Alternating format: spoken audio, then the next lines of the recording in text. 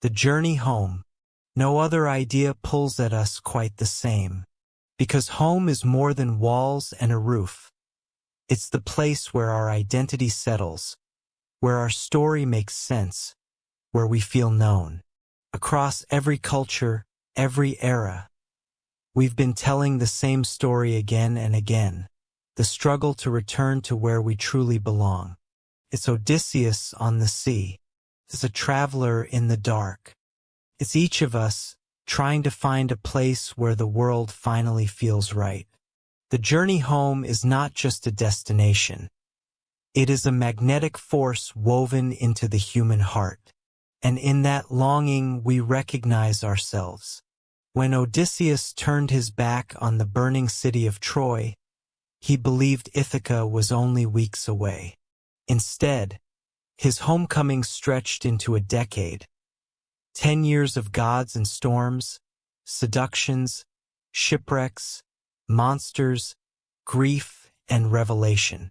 Why does this ancient story still grip us across 3 millennia, as if it were written yesterday? Because Odysseus is not just a character. He is a mirror. He reflects the part of us that aches to return to where we belong, even as another part craves danger, discovery, the unknown. He embodies the tension between obligation and temptation, between the life we owe and the life we secretly want. His voyage is not only a map of oceans and islands, it is a map of the human psyche. Home is not simply a destination. It is the final trial, the moment we must conquer not only the world outside, but the storm within. Even now, in our modern world, we see echoes of Odysseus everywhere. In the soldier returning from war, forever changed by what they've witnessed. In the refugee crossing treacherous waters, dreaming of safety. In the wanderer who has lost their way and seeks to rediscover who they truly are. The hero's journey is, at its core, a path of transformation. We leave as one person and return as another, shaped by what we've endured, what we've lost, and what we've learned. This epic isn't merely an ancient adventure tale. It's a map of the human experience itself. To truly understand this timeless story, we must first understand the world that gave birth to it, a world that was already ancient history to Homer himself. The events would have taken place around 1200 before the Common Era, during the twilight of what we now call the Bronze Age. This was a sophisticated world of palaces and trade networks, of writing and royal bureaucracies, of city-states and sea power. But this world was about to collapse. Between 1200 and 1150 years before our era, civilization throughout the eastern Mediterranean experienced a catastrophic breakdown. Great cities were destroyed, empires fell, writing systems were lost, trade networks disintegrated. The exact causes remain debated. Climate change, earthquakes, invasions, internal revolts, or some combination of these factors. But the result was clear. A complex international system was replaced by centuries of what scholars call the Greek Dark Age. It was during this Dark Age that the stories of the Trojan War and its aftermath would have been preserved and transmitted orally, passing from generation to generation. When these tales were finally written down, likely in the 8th century of the ancient world, they captured memories of a lost golden age, filtered through centuries of oral tradition. This gives the poem a fascinating double perspective. It's set in the Bronze Age world of kings and heroes, but composed in the emerging world of city-states, colonization, and renewed literacy. Archaeologists have long debated how much historical truth might lie behind Homer's epic. Heinrich Schliemann's discovery of Troy in the 1870s proved that the city itself was no mere legend. Excavations at Mycenae, Pylos, and Ithaca have revealed palace complexes not unlike those described in the poems. Yet this work is not history. It's something more profound, a cultural memory transformed into art, blending myth with reality, divine with human, the fantastical with the painfully real. Sing to me, O Muse of the man of many devices. These words begin one of humanity's greatest literary achievements. Yet the identity of the person who composed them remains one of literature's enduring mysteries. Who was Homer? Was he a single poetic genius, a collective name for many bards? A woman rather than a man, as some scholars have suggested? We may never know. Ancient traditions describe Homer as a blind poet from the region of Ionia, in what is now Western Turkey. 7 cities claim to be his birthplace. His name itself may derive from a word meaning hostage or one who follows. Whatever the truth of his identity, Homer has come to represent the pinnacle of a sophisticated oral poetic tradition, a tradition that allowed epics of astounding complexity to be composed and transmitted without writing. How was this possible? Homeric poetry relied on what scholars call formulaic composition. This wasn't simple memorization of fixed texts. Rather, poets mastered a vast repertoire of metrical phrases, repeated scenes, and traditional story patterns that could be woven together during performance. These poets, known as awidos or singers, were essentially oral composers, recreating the epic anew with each performance while maintaining its essential structure and themes. They were the living libraries of their culture, preserving not just stories but values, history, and collective identity. Sometime around the 8th century of the ancient world, the revolutionary technology of alphabetic writing made it possible to capture these oral epics in written form. Whether this happened at the request of a ruler like Pisistratus of Athens, as some traditions claim, or through some other process, the result transformed human culture forever. The text we read today bears the marks of its oral origins, recurring phrases like wine-dark sea and gray-eyed Athena, familiar scenes that follow predictable patterns and narrative techniques that would have aided memory and performance. Yet it also shows signs of a unified artistic vision that only a master poet or poets could achieve. This ancient masterpiece is not simply a straightforward adventure tale. Its structure is as ingenious as its hero, employing sophisticated narrative techniques that would influence storytelling for millennia to come.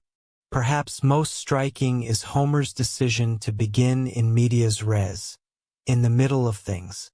Rather than starting with Odysseus leaving Troy, we first meet our hero in his 7th year of captivity on Calypso's island. The preceding adventures, the Cyclops, the Sirens, Scylla, and Charybdis, are related later through Odysseus's own narration to the Phaeacians. This creates a complex temporal structure. The poem's 24 books cover about 40 days of present time, yet encompass a decade of wandering through flashbacks and storytelling. It's a narrative architecture that feels remarkably modern in its complexity.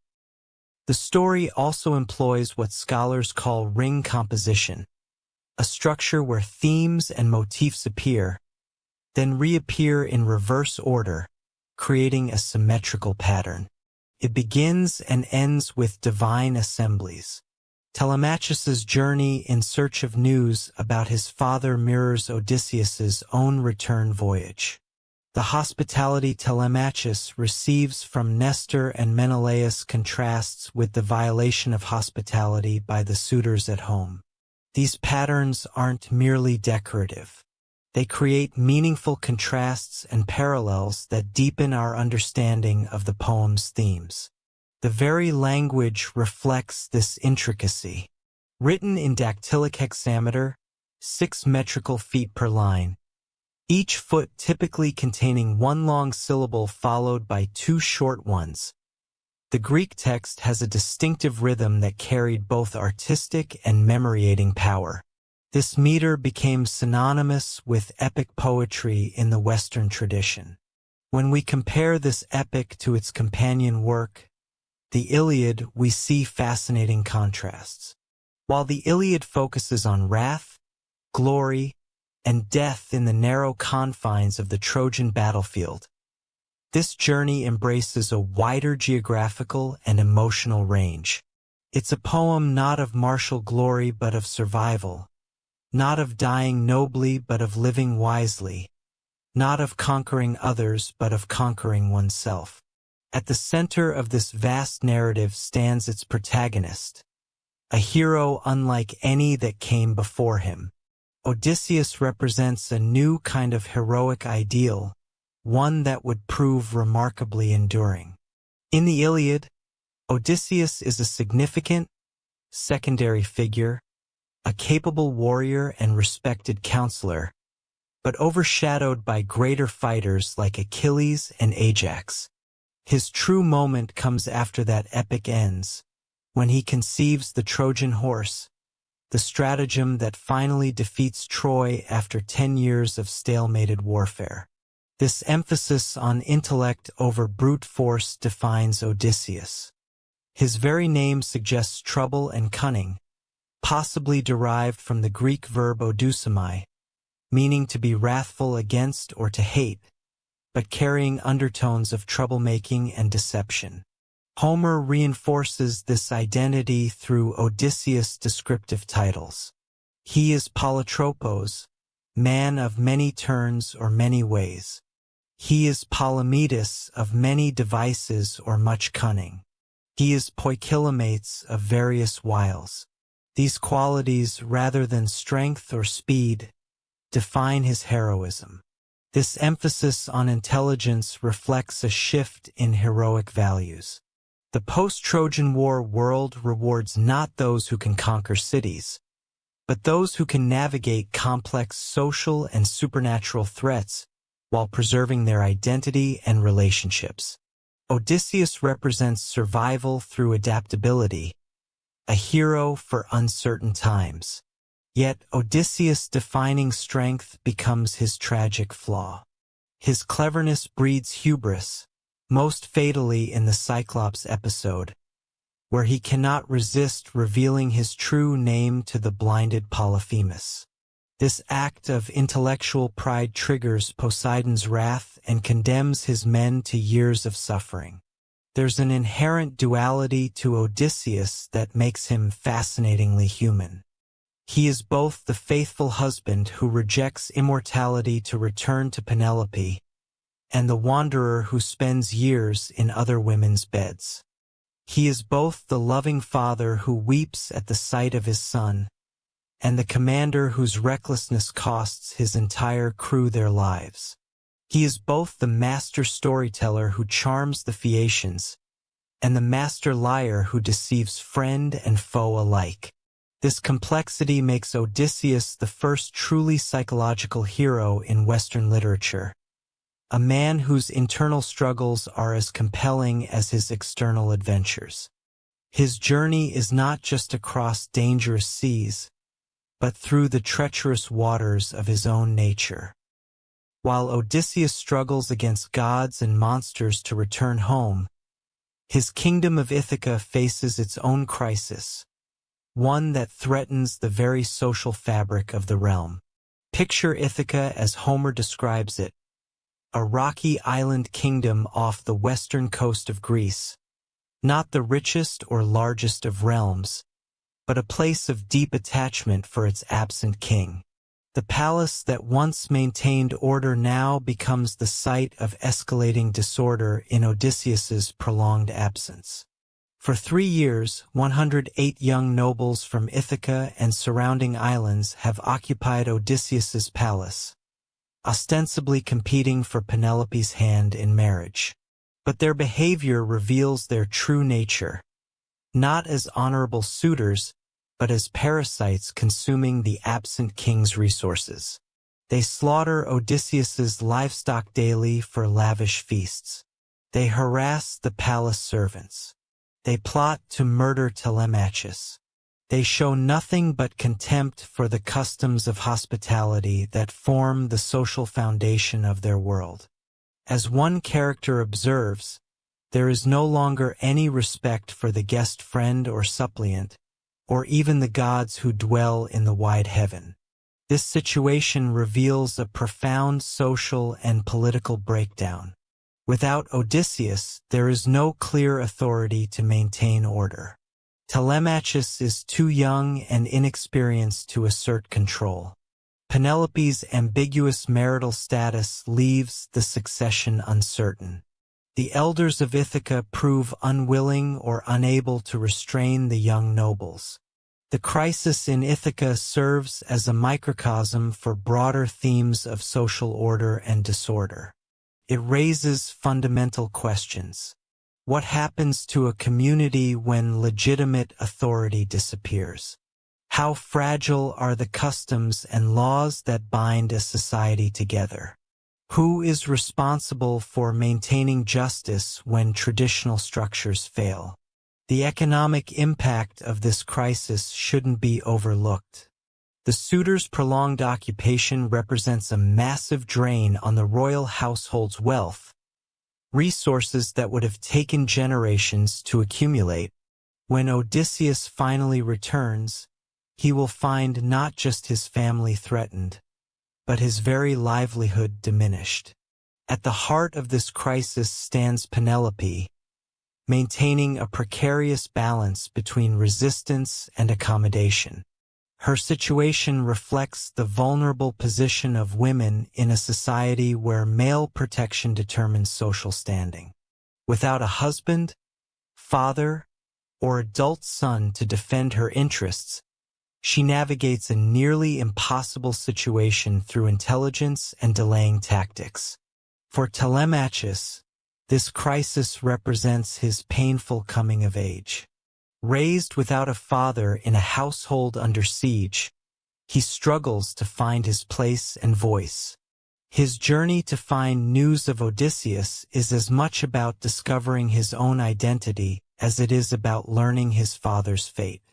No understanding of this epic is complete without recognizing its divine dimension. The gods aren't distant figures, but active participants in human affairs, shaping the action in ways both visible and invisible. Olympus functions as a kind of divine mirror to human society, with its own politics, conflicts, and alliances. Zeus reigns as the ultimate authority, but each deity pursues their own agenda. Their involvement creates a complex interplay between divine will and human agency that lies at the heart of the epic. Odysseus' fate is shaped by two opposing divine forces, Athena's steadfast support and Poseidon's implacable hatred.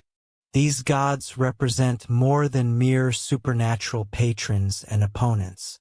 They embody cosmic principles that Odysseus himself reflects. Athena, goddess of wisdom and strategic warfare, recognizes in Odysseus a kindred spirit, a mortal who embodies her values of intelligence, craft, and strategic thinking. Her support manifests not through eliminating obstacles, but through providing guidance and well-timed intervention at crucial moments. She is the voice of practical wisdom, helping those who help themselves. Poseidon's enmity stems from Odysseus' blinding of his son, Polyphemus. As god of the sea, earthquakes, and horses, Poseidon represents untamable natural forces, the chaos and danger that threaten human order. His opposition to Odysseus creates the central tension of the hero's journey, forcing him to navigate between cosmic forces beyond his control. Beyond these personal divine relationships lies a broader religious framework. The Homeric world operates according to clear spiritual principles. The gods expect proper worship and hospitality. They punish transgression and reward piety. They uphold oaths and family bonds. Xenia, the sacred practice of hospitality, receives particular emphasis. Zeus himself is Zeus Xenios, protector of guests and suppliants.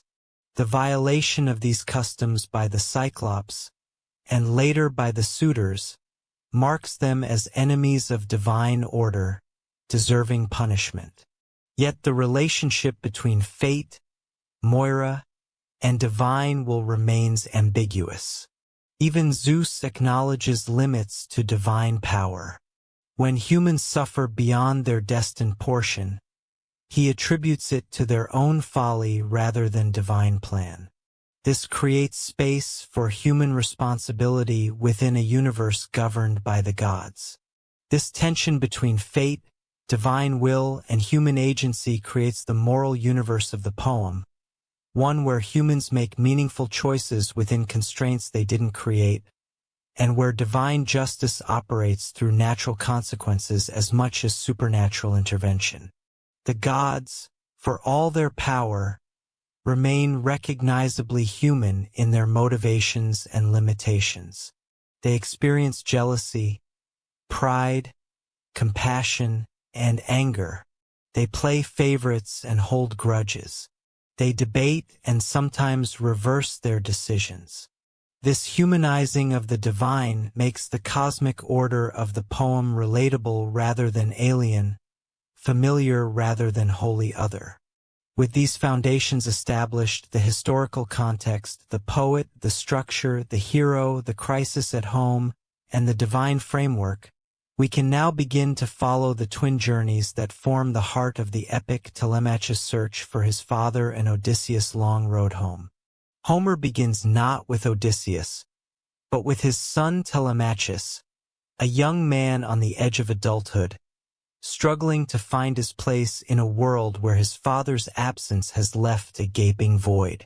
For most of his 20 years, Telemachus has lived a half-life, too young to remember his father, too old to remain passive in the face of the suitor's abuses. He has been raised in a palace under siege, watching as uninvited guests devour his inheritance and harass his mother. Without a father to guide him, he has grown uncertain, hesitant, a prince without authority in his own house. When we first meet Telemachus, he sits among the suitors, daydreaming of his father's return, imagining Odysseus bursting through the doors, driving the parasites from the palace, and reclaiming his rightful place. It is a fantasy of rescue rather than a plan for action. But divine intervention changes everything. Athena, disguised as Odysseus' old friend Mentes, visits the palace. She sees in Telemachus the potential to become like his father, not just in appearance, but in cunning and resolve. Her words spark something in the young man, planting the first seeds of independent action. "You must not cling to your boyhood any longer," she tells him. "You are no longer a child." This divine nudge propels Telemachus to his first political act, calling an assembly of the Ithacon elders, the first such gathering since Odysseus left for Troy 2 decades ago. Standing before the men of Ithaca, many of whom could barely recall when last they were summoned, Telemachus finds his voice. He denounces the suitors, appeals to the elders' sense of justice, and demands a ship to seek news of his father. In this moment, we see the first glimmers of the man he might become. A public figure stepping out of the shadow of both his absent father and his protective mother.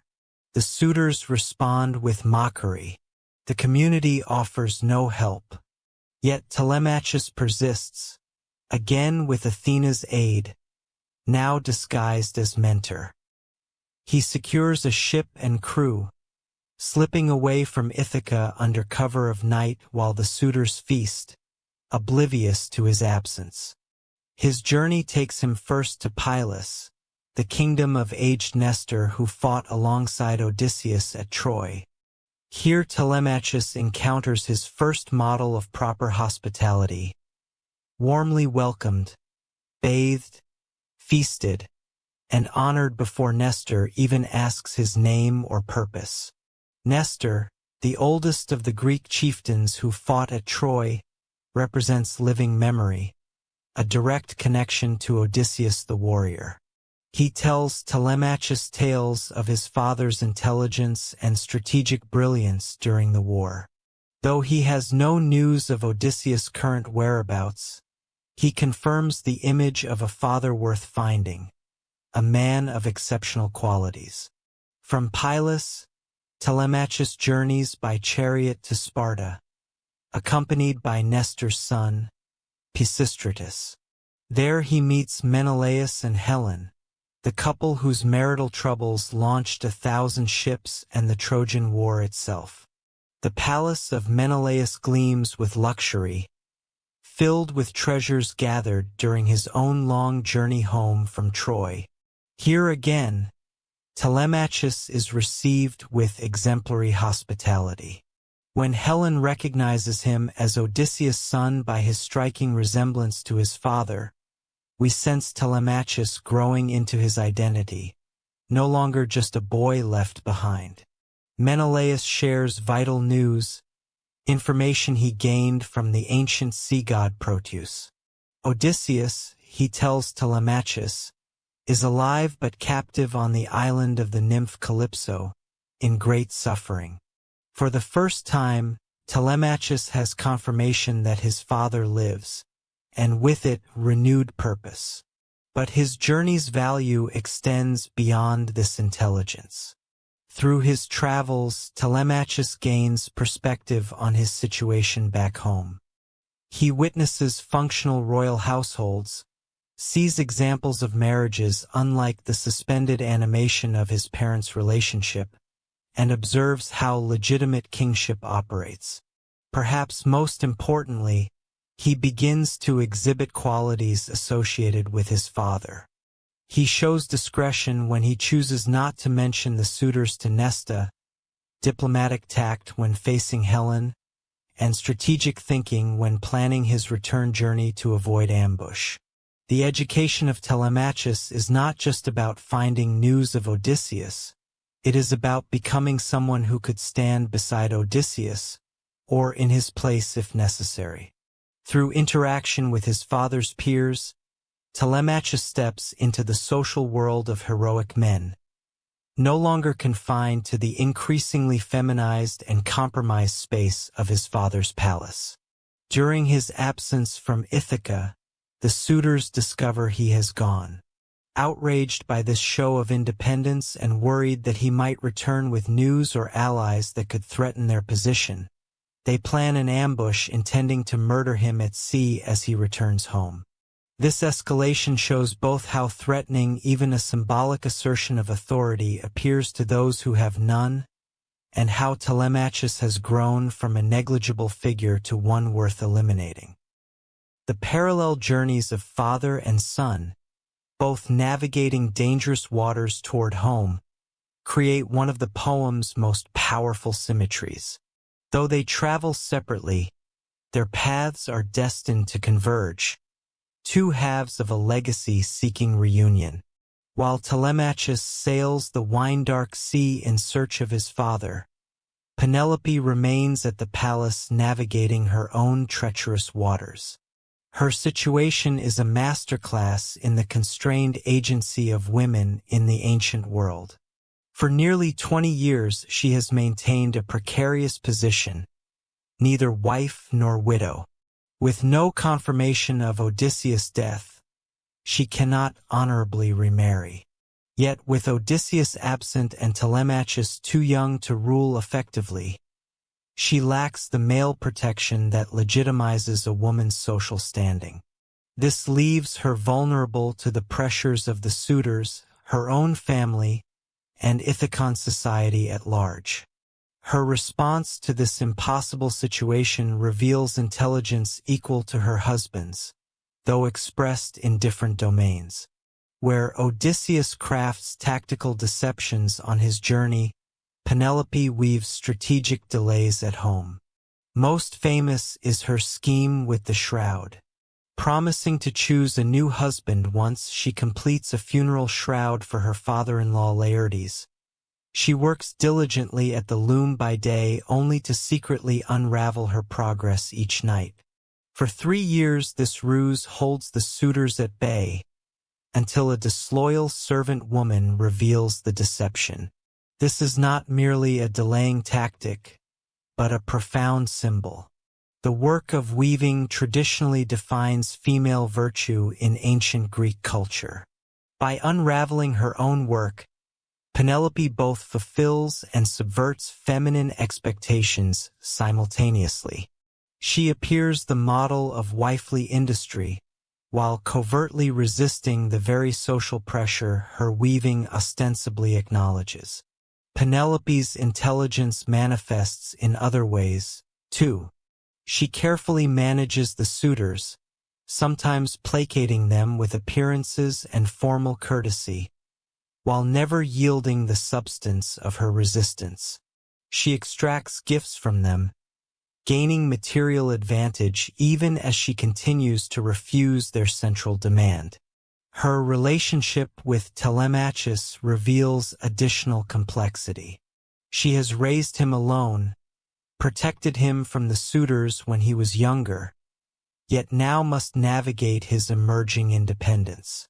There are occasional tensions, as when he orders her back to her quarters during his first assertion of authority, reflect the awkward transition as he attempts to claim the male authority she has partially occupied in Odysseus' absence. Dreams and omens fill Penelope's world, suggesting a deep connection to subconscious or divine knowledge. She dreams of her husband, of her brother-in-law who dwells in the land of the dead, of an eagle slaughtering geese that represent the suitors. These dreams offer both comfort and confusion, hinting at truths she cannot yet fully comprehend. When news arrives of Telemachus' journey and the suitors plot to murder him, Penelope's distress reveals her emotional vulnerability beneath the calculated facade. For all her resourcefulness, she remains a woman whose entire family hangs in a precarious balance between absence and death. Her position at the center of the household creates a unique vantage point. She observes which servants remain loyal and which have been corrupted by the suitors. She maintains relationships with those she trusts, particularly her faithful attendant Euryclea, who once nursed both Odysseus and Telemachus. Through these domestic networks, she retains some power within the increasingly hostile space of her own home. Unlike Helen in Sparta, who drugged her guests' wine to ease painful memories, Penelope preserves grief as a form of loyalty. Her tears and isolation maintain Odysseus' presence in his absence. By refusing to move forward, she creates a space where return remains possible. This steadfastness has elevated Penelope to an archetype of marital fidelity. Yet the poem suggests a more nuanced portrait than simple devotion. Her fidelity is active rather than passive, strategic rather than merely emotional. She demonstrates not just loyalty to her husband, but loyalty to her own authority and judgment. She remains faithful not only to Odysseus, but to herself, making her own decisions rather than submitting to the pressure of others. When the disguised Odysseus finally meets her late in the epic, their interaction becomes a complex dance of revelation and concealment, testing and being tested. This mutual wariness, the caution of equals who recognize the high stakes of vulnerability, suggests how well-matched they truly are, and why their reunion, when it finally comes, carries such emotional power. Beyond the central figures of Telemachus and Penelope lies the broader household, the oikos, that forms the basic social and economic unit of ancient Greek life. The crisis at Ithaca is not merely a family drama, but the unraveling of an entire social ecosystem. The Ithacan royal household comprises not just the immediate family, but concentric circles of dependents, servants, slaves, herders, field workers, and others whose lives are intertwined with the fortunes of the ruling family. In Odysseus' absence, this entire structure has become distorted. Normally, the royal household would function as a center of economic and social order, redistributing resources through feasts, gifts, and patronage. Under Odysseus, the flow of goods moved from the outlying farms and herds to the center, where they would be properly allocated according to status and need. Guests would be received according to their rank, servants rewarded according to their loyalty and service. The suitors have perverted this normal flow. They arrive uninvited, yet demand the treatment of honored guests. They consume without reciprocating. They abuse the servants, threaten the heir, and harass the queen. Each feast they demand, sometimes multiple feasts daily, depletes resources that should maintain the entire community through the year.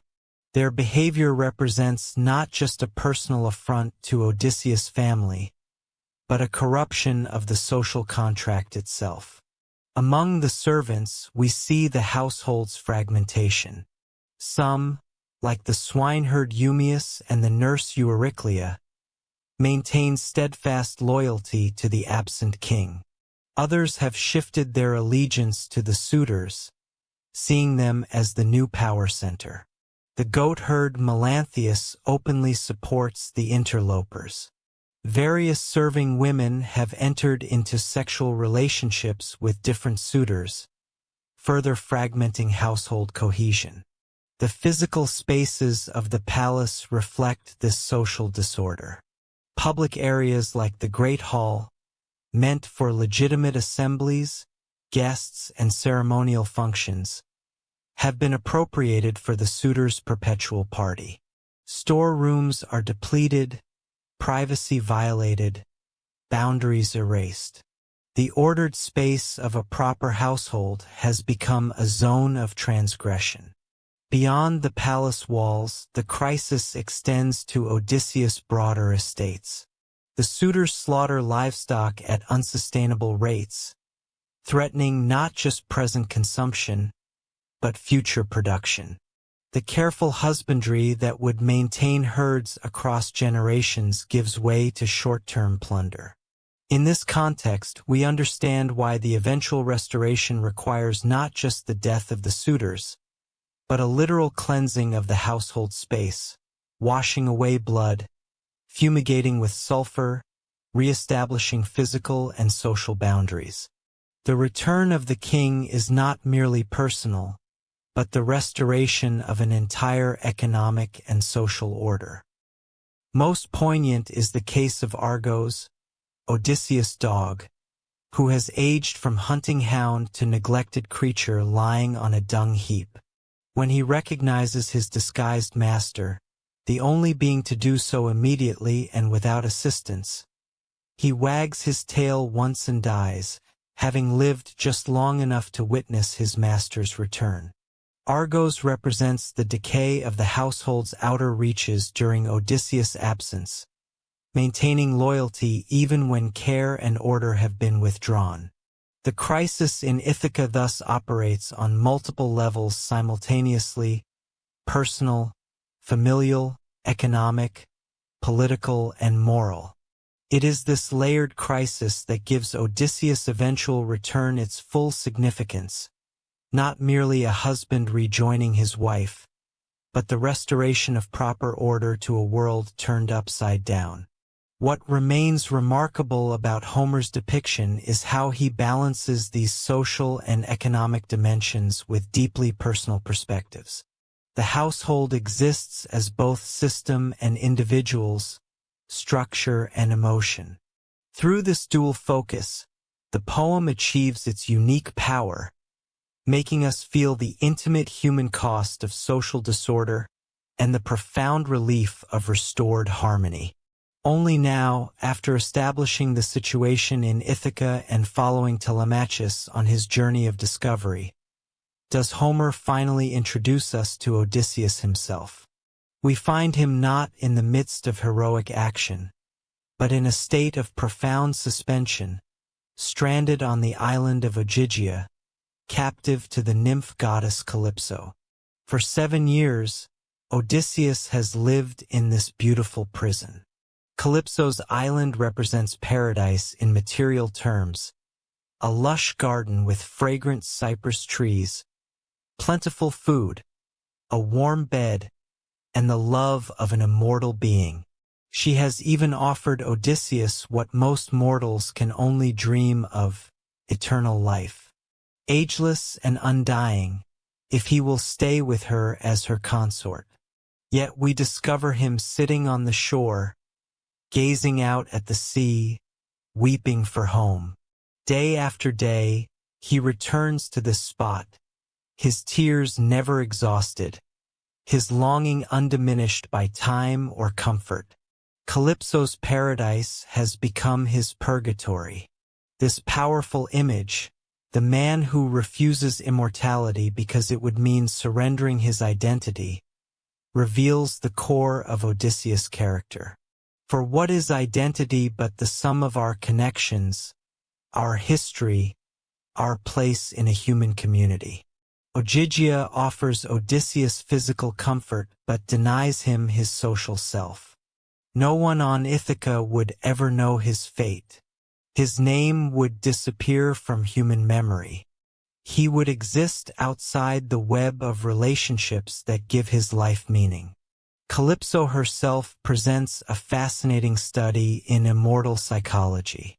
Unlike the monsters Odysseus has faced, she genuinely loves him.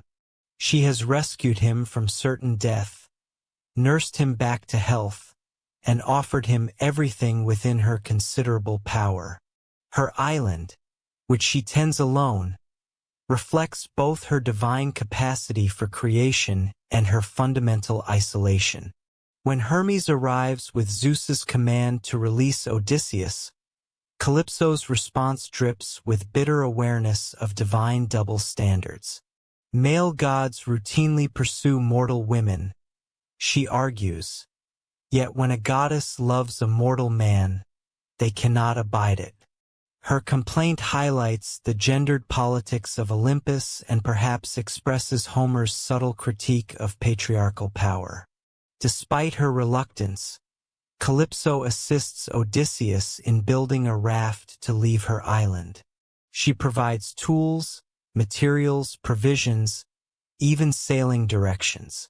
Her final gift, clothing that keeps him warm and dry, represents her lingering care even as she surrenders him to his chosen fate. The Calypso episode crystallizes a central theme of the epic, the tension between temptation and homecoming. Throughout his journey, Odysseus faces variations on this choice. Comfort versus struggle, present pleasure versus future identity, the extraordinary versus the ordinary. Each time, after various delays and diversions, he recommits to Ithaca, to Penelope, to his human mortal life with all its limitations and connections. This choice gains particular resonance because Odysseus' epithet, polytropos, man of many turns or many ways, suggests his capacity for adaptation, even transformation. He could become many things, inhabit many lives, yet he insists on returning to his specific life, his particular identity.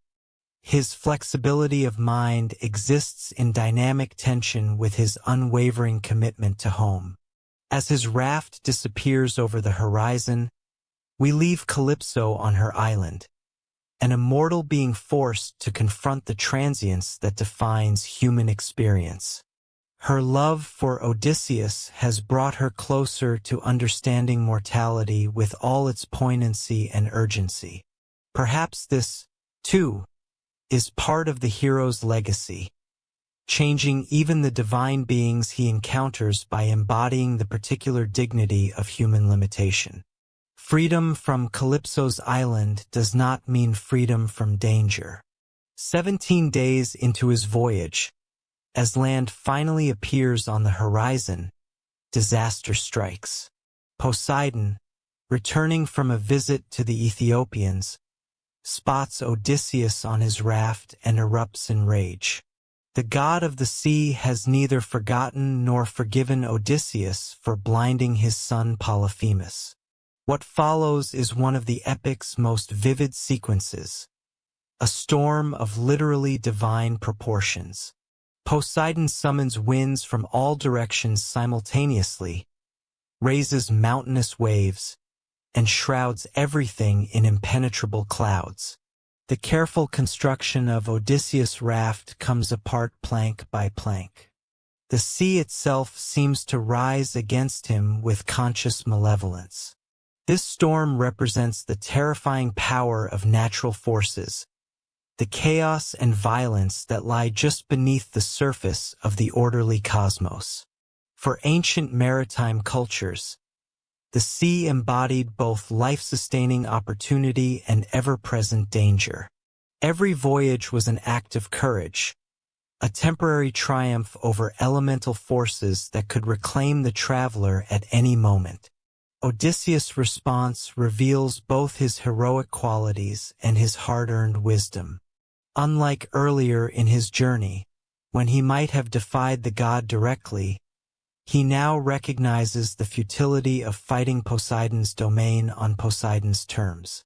Instead of struggling against impossible odds, he adapts. When his raft finally breaks apart completely, he strips off the clothes Calypso gave him, which now drag him down and rides a single beam like an experienced horseman. The sea goddess Ino, also called Leucothea, appears, taking pity on the struggling hero. She offers her veil as a magical flotation device, instructing him to discard it once he reaches shore. This divine assistance, coming just when Odysseus has exhausted his natural strength, exemplifies a recurring pattern in the epic. The gods help those who help themselves to the utmost extent of their abilities. For 2 days and nights, Odysseus struggles through the raging sea. Here we see the hero stripped to his essential qualities: physical endurance, mental resilience, strategic thinking, and the will to survive. Gone are the trappings of kingship, the company of loyal men, even the clothes on his back. What remains is the core of the hero, the bare man fighting against oblivion. When he finally approaches the shore of Phaeacia, a new obstacle appears. The coastline offers only jagged rocks where the waves crash with bone-crushing force. Again, Odysseus must think quickly, calculating where a river meets the sea, offering a potential landing spot. Swimming parallel to the coast, fighting exhaustion and despair, he finally finds a protected inlet. Reaching land represents more than physical salvation. It marks Odysseus' transition from the fluid, chaotic realm of Poseidon to the solid, ordered world of human society. His crawl from the water onto the beach, where he collapses in utter exhaustion, evokes both birth imagery and the evolutionary journey from sea to land. Odysseus has survived not just a storm, but a symbolic death and rebirth. Finding shelter beneath 2 intertwined olive trees, one wild, one cultivated, Odysseus creates a nest of leaves and falls into a profound sleep. This humble bed represents his position between worlds, nature, and civilization, divine hostility and human hospitality, the wild sea and the ordered community.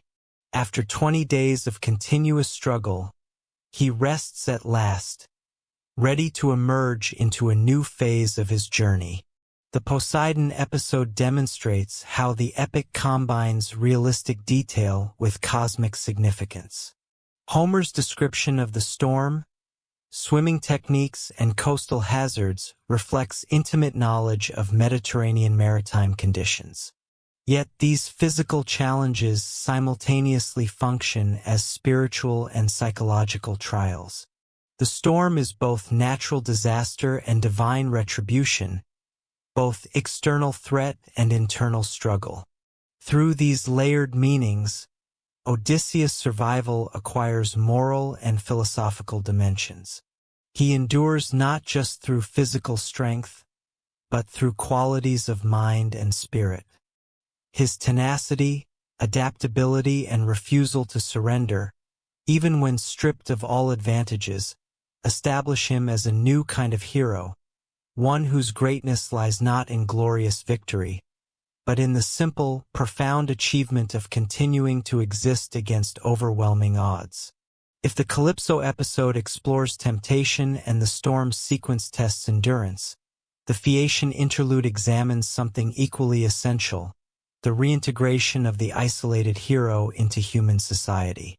After years of captivity and days of solitary struggle against the elements, Odysseus must remember how to exist among people, how to speak, behave, and present himself in ways that earn acceptance rather than rejection.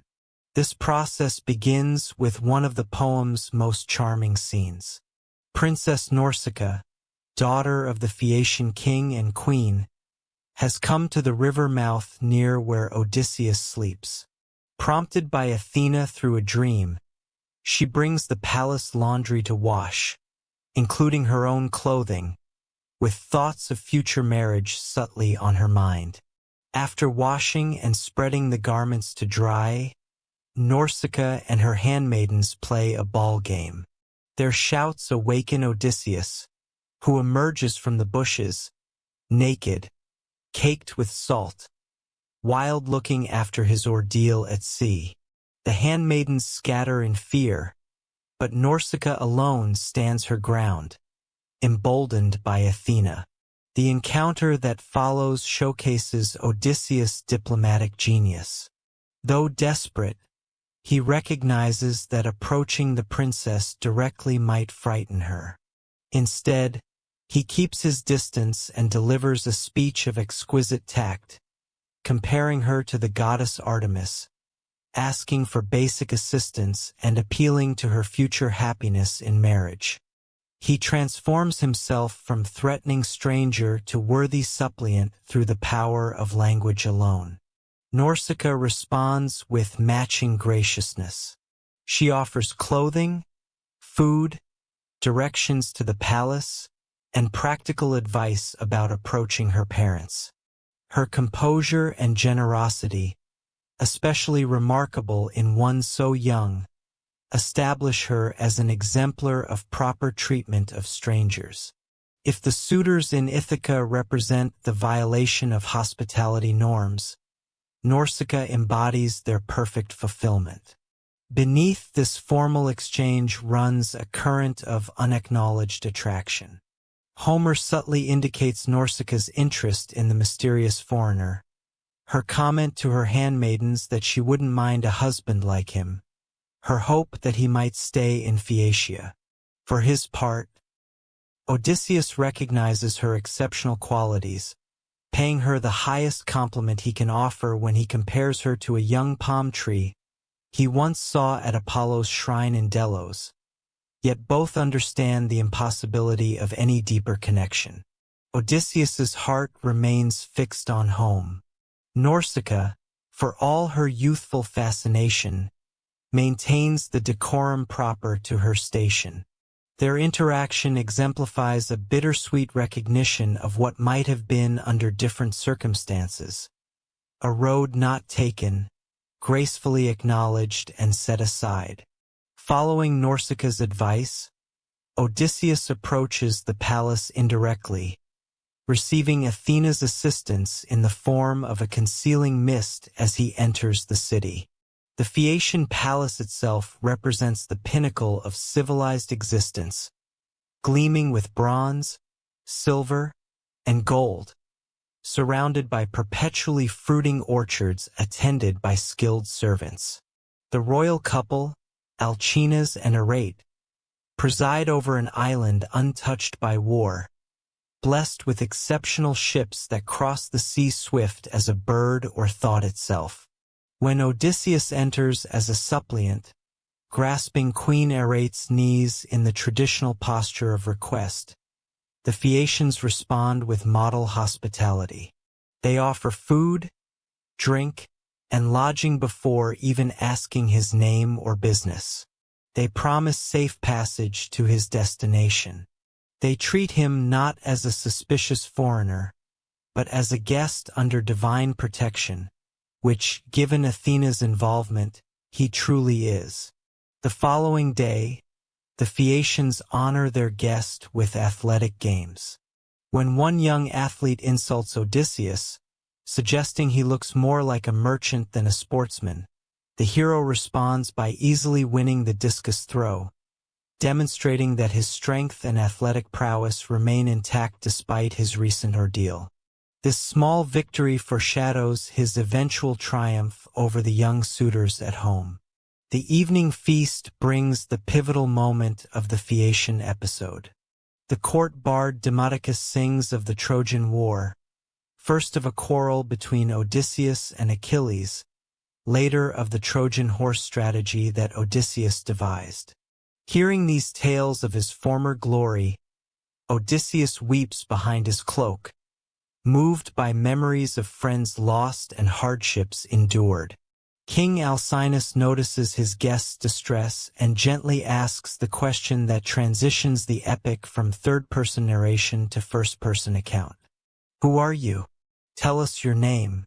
In response, Odysseus finally reveals his identity and begins the tale of his wanderings since leaving Troy, a narrative that will occupy the next 4 books of the epic.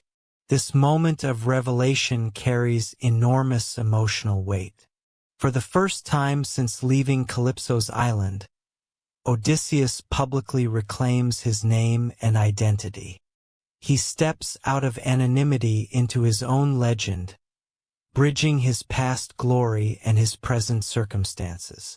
The attentive, admiring Phaeacian audience represents a first step toward the restoration of his social standing, a receptive community that acknowledges his trials and celebrates his resilience.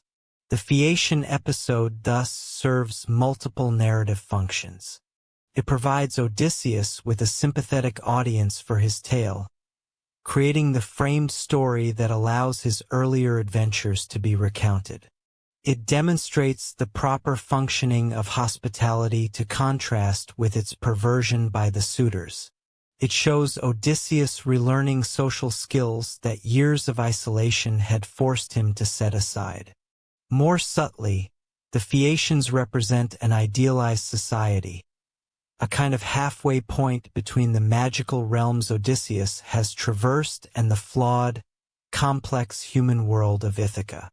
Their exceptional ships, their blessing by the gods, their freedom from ordinary toil all place them at the border between the mundane and the marvelous.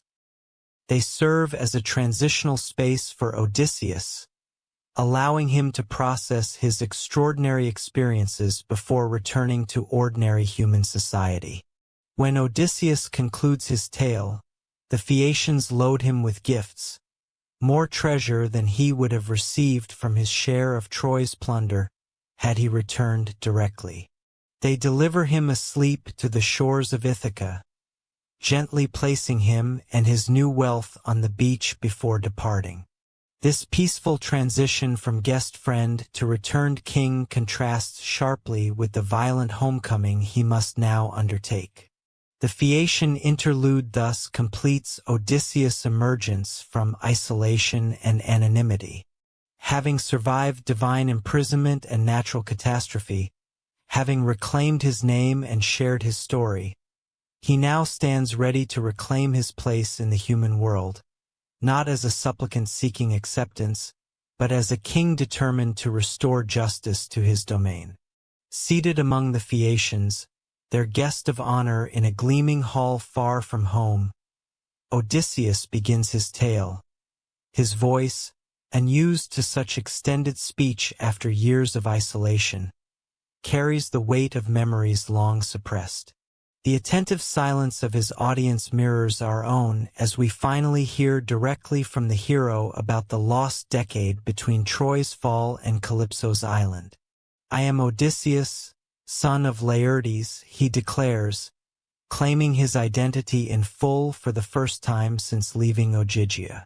This self-naming is itself an act of courage.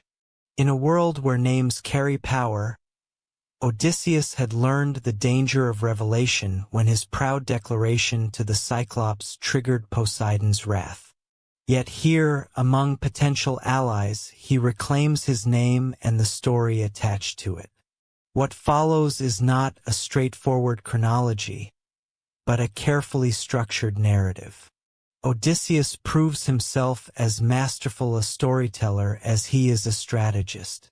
He selects, arranges, and emphasizes events to create maximum impact on his audience.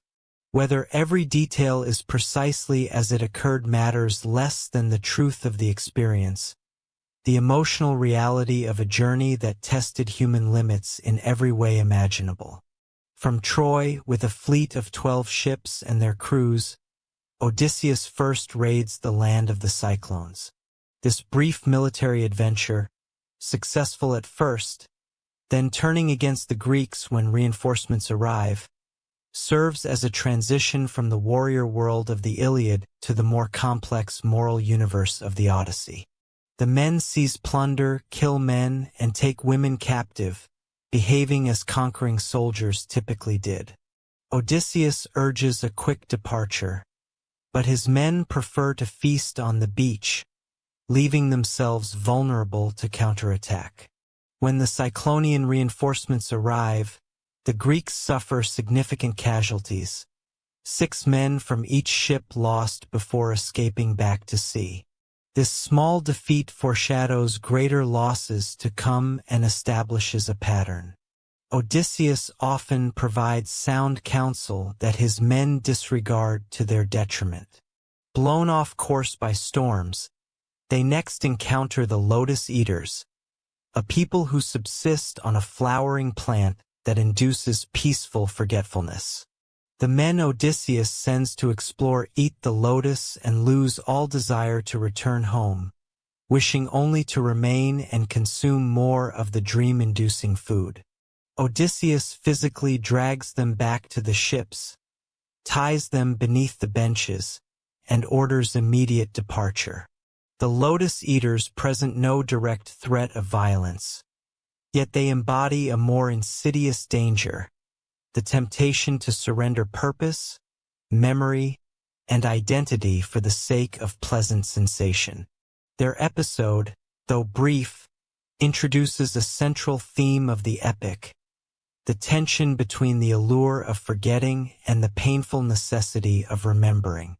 Throughout his wanderings, Odysseus will face variations on this choice, consistently rejecting easy escape in favor of the harder path homeward. The next landing brings disaster on an entirely different scale. Arriving at the land of the Cyclopes, giant solitary shepherds without laws or community, Odysseus takes 12 men to explore a cave well stocked with cheese and milk. Despite his companions urging to take provisions and leave, Odysseus insists on waiting to see the cave's owner, hoping for guest gifts. When Polyphemus returns and discovers the intruders, he reveals a monstrous disregard for divine law. "We don't care about Zeus or blessed gods," he tells Odysseus, before seizing 2 men, smashing their heads against the ground and devouring them raw.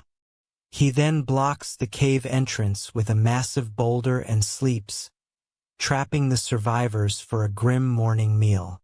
The Cyclopes episode unfolds as a contest between brute strength and intelligence. Unable to move the boulder themselves, the Greeks cannot simply flee. Direct combat would likewise prove fatal against the giant's physical power. Odysseus must rely on stratagem, the quality that defines him. His plan proceeds in careful stages. First, he offers the Cyclopes potent wine, loosening the monster's caution. When Polyphemus asks his name, Odysseus gives the cunning reply, "Nobody, Oudis in Greek." Then, while the giant sleeps in drunken stupor, Odysseus and his men harden a massive wooden stake in the fire and drive it into the Cyclopes' single eye. Polyphemus' agonized roar brings other Cyclopes to his cave, but when they ask who harmed him, he can only answer, "Nobody is killing me by craft, not force." Taking this literally, they depart, leaving him to his misery. Odysseus has weaponized language itself, using the ambiguity between a name and a negation to escape immediate retribution. To leave the cave, the Greeks cling to the undersides of the Cyclopes sheep as he lets them out to pasture, hiding among the dense wool where the blind giant can only feel along their backs. This escape demonstrates Odysseus' tactical creativity, finding the one path where the monster's remaining senses cannot detect them. Yet at the moment of apparent triumph, Odysseus makes a fatal error. Safe aboard his ship, pulling away from shore, he cannot resist the urge to mock Polyphemus and, most crucially, reveal his true name.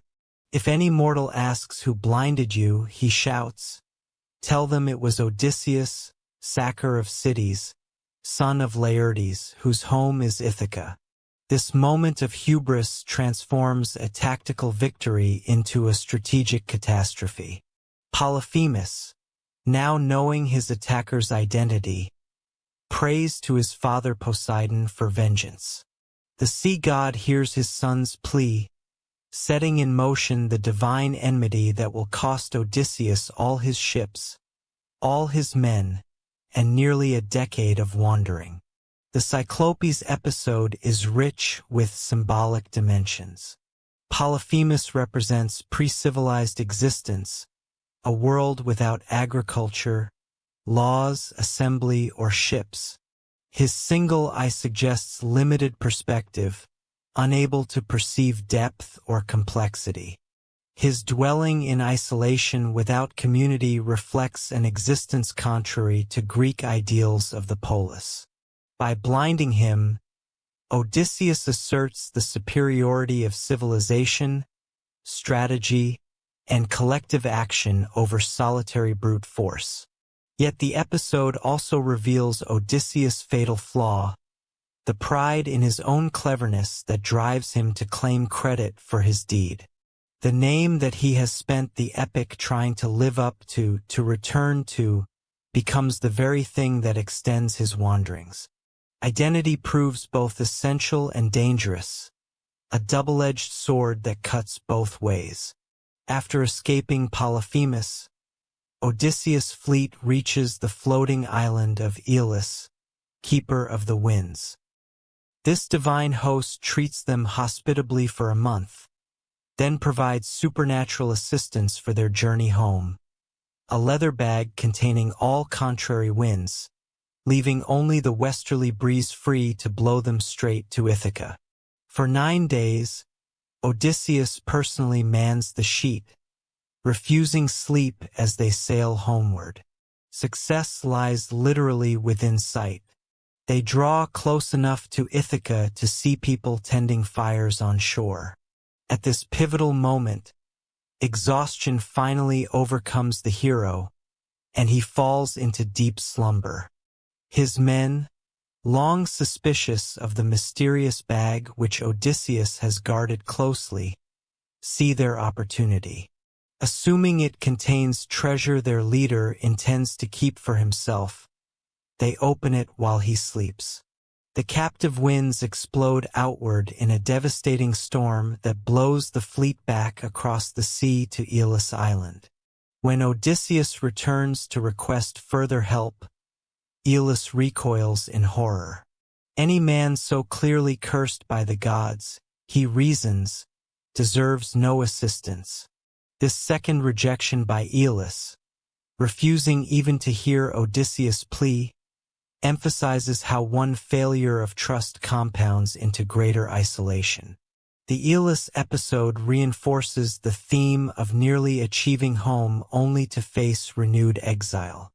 It also highlights the fatal dynamic between Odysseus and his men, his secrecy breeding their suspicion, their impulsiveness undermining his strategy. Neither fully trusts the other, creating a cycle of misunderstanding with tragic consequences. 6 days of rowing brings the weary fleet to the land of the Laestrygonians, a race of giant cannibals. Odysseus prudently keeps his own ship outside the harbor while sending scouts ahead. This caution saves him but cannot protect the rest of the fleet. The Laestrygonians destroy 11 ships and devour their crews, spearing the men like fish and carrying them off for their grisly feast. Only Odysseus' ship escapes the massacre. In a matter of moments he has gone from commanding hundreds of men to just dozens. His responsibility both diminished and intensified by this catastrophic loss.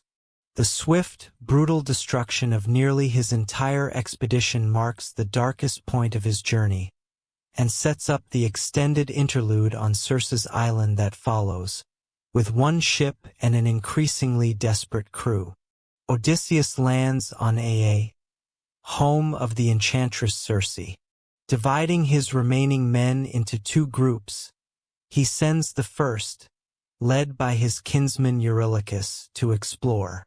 They discover a palace surrounded by docile lions and wolves, animals transformed by Circe's magic. Inside, the goddess welcomes them with a feast laced with enchanted ingredients. After they eat, she touches them with her wand, transforming all but Eurylochus, who had remained suspicious outside, into swine, maintaining their human minds within animal bodies. When Eurylochus returns with news of this horror, Odysseus sets out alone to confront the goddess.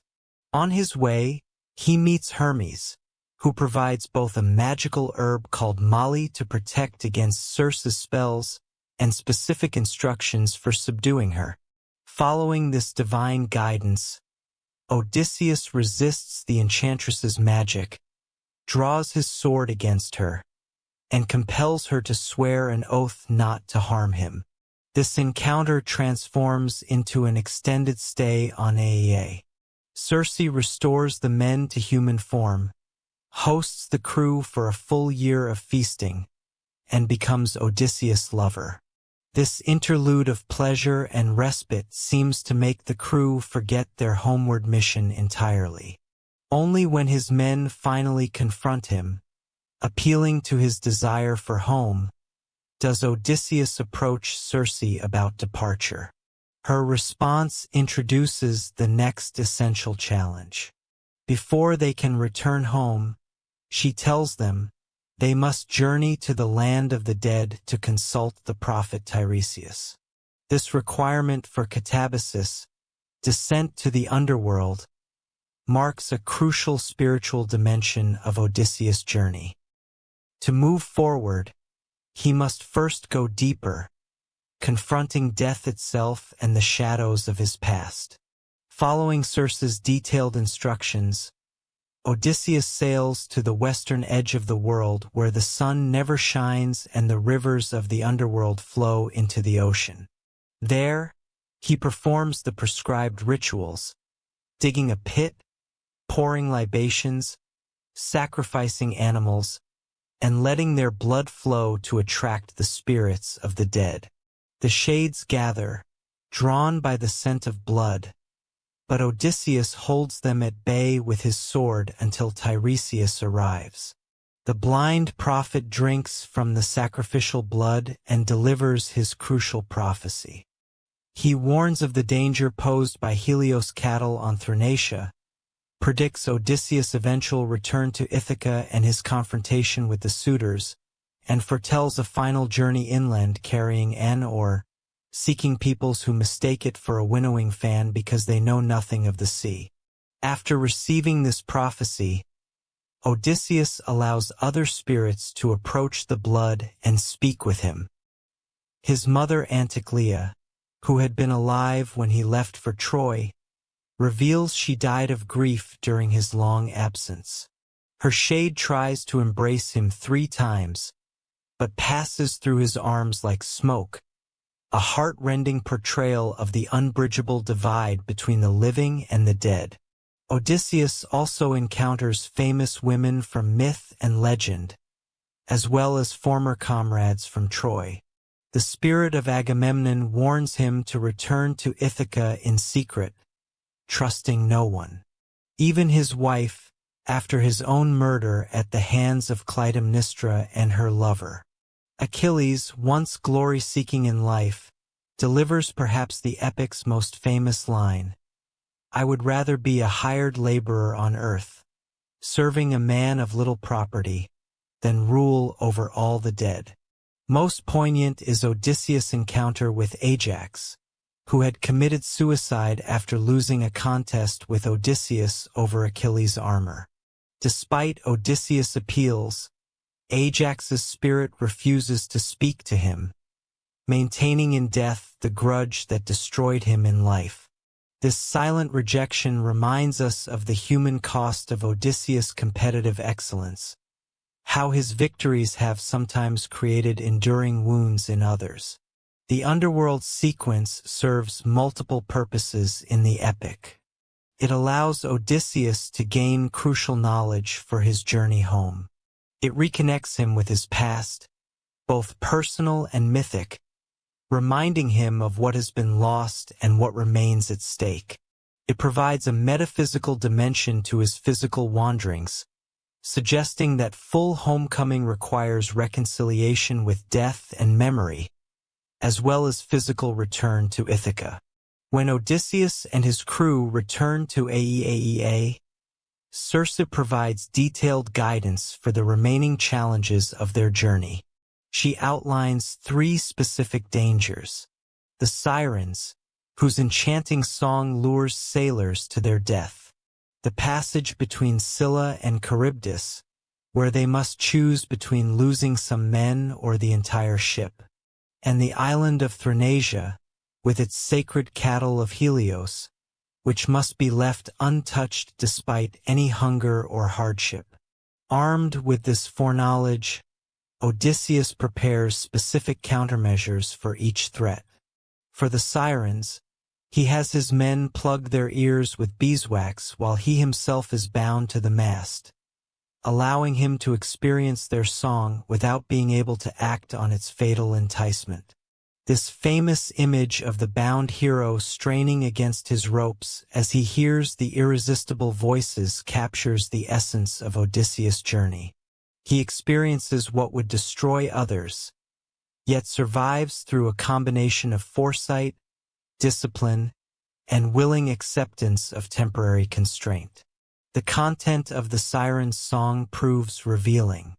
They tempt Odysseus not with sensual pleasure, but with knowledge. We know all that happens on the fertile earth, they claim. Their appeal targets his intellectual curiosity, his desire to know and understand, which has driven both his greatest achievements and his most costly mistakes. By hearing their song, but denying himself the fatal approach to their island, Odysseus achieves a rare balance between experience and restraint. Next comes the agonizing decision of the journey. To reach home, the ship must pass either through the strait, where the 6-headed monster Scylla dwells, or near the deadly whirlpool Charybdis. Circe has advised the first option, better to lose 6 men, she counseled, than the entire crew. Odysseus accepts this terrible calculus, but initially conceals from his men that some of them must die regardless of his seamanship. As they approach the strait, Odysseus arms himself despite Circe's warning that fighting Scylla is futile. This gesture reveals his character. Even knowing he cannot save all his men, he refuses passive acceptance of their loss. While the crew's attention fixes on the more visible danger of Charybdis, Scylla strikes suddenly from above, snatching 6 men from the deck. Odysseus describes their deaths in excruciating detail. Arms and legs flailing, voices calling his name as they're lifted toward the monster's cave. Their final struggles as they're devoured alive. This moment, when Odysseus must watch his companions die while continuing to navigate forward, represents the ultimate burden of leadership, the responsibility to continue functioning even while processing unbearable loss. The Scylla episode strips away any romanticized notion of heroism, showing instead its raw emotional cost. Having navigated these dangers, the depleted crew reaches Thrinacia, island of the sun god's sacred cattle. Despite Tiresias and Circe's explicit warnings to avoid landing there, a storm forces them ashore. Odysseus makes his men swear an oath not to touch the cattle, regardless of hardship. For a month, they subsist on birds and fish, but when unfavorable winds trap them on the island and supplies run out, starvation looms. When Odysseus goes inland to pray for divine assistance, his absence creates opportunity for temptation. Eurylochus persuades the hungry crew that it would be better to risk divine punishment than face certain death by starvation. They slaughter the finest of Helios' cattle, justifying their transgression with promised sacrifices and temple offerings upon their safe return home. Odysseus returns to discover the deed already done. Despite performing the proper rituals with the meat, ominous signs appear. The hides of the slain animals creep across the ground, and the meat itself lows on the spit as if still alive. These uncanny manifestations signal the depth of their transgression against cosmic order. When they finally depart the island, Zeus fulfills his promise to the outraged Helios. A devastating storm destroys the ship, killing all aboard except Odysseus, who lashes together the mast and keel to form a makeshift raft. Carried back past Scylla and Charybdis, he barely survives being sucked into the whirlpool, clinging to a fig tree growing from the cliff until his raft reappears on the churning surface. 9 days adrift brings him finally to Ogygia, Calypso's island, completing the circle of his narrative. From this lowest point, having lost his men, his ship, and seemingly his hope of return, we have already witnessed his eventual escape with divine assistance and his arrival among the Phaeacians. As Odysseus concludes his tale, silence falls over the Phaeacian hall. This extended first-person narrative has revealed dimensions of the hero invisible from the outside. His decision-making process, his emotional responses to loss, his moments of both brilliance and error. By allowing Odysseus to tell his own story, Homer gives him agency in shaping his identity through narrative, just as he must rebuild his identity through action upon returning to Ithaca. The wanderings Odysseus describes map, not just geographical space, but moral and psychological territory. Each adventure tests specific aspects of human nature.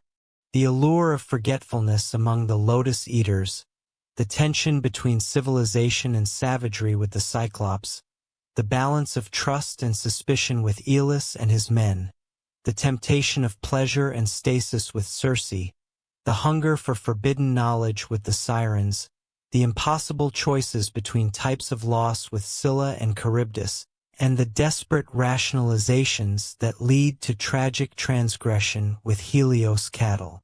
Together, these episodes form a complex exploration of human limitations and aspirations.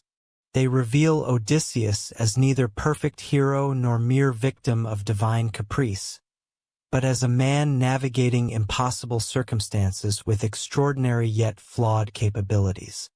His survival when all others perish results from a combination of divine favor, personal excellence, and simple luck, a trinity of factors the Greeks recognized as governing human fortune.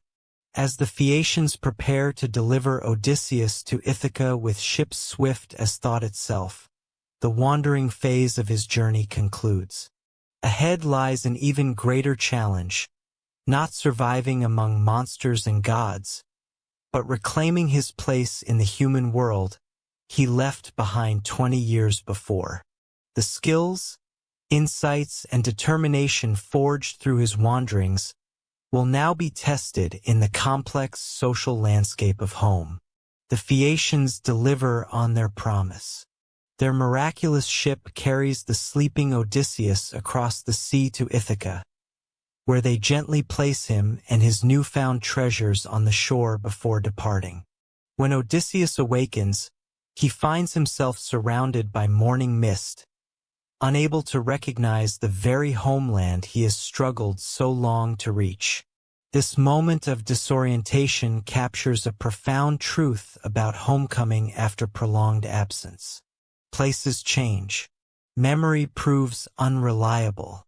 The returning traveler must reconcile the home of imagination with the reality that confronts them.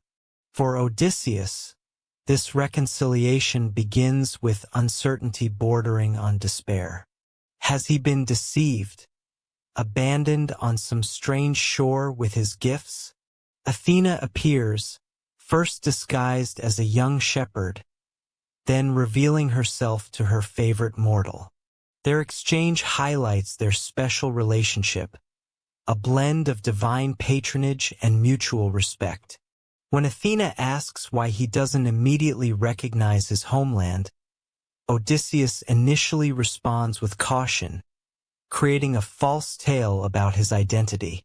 The goddess smiles at this reflexive deception, noting with approval that anyone who matched Odysseus in craft would need to be a champion deceiver. Together, they hide his treasures in a nearby cave. Then, Athena transforms him into an aged beggar, stooping his posture, wrinkling his skin, clouding his bright eyes, and clothing him in rags. This disguise serves multiple purposes.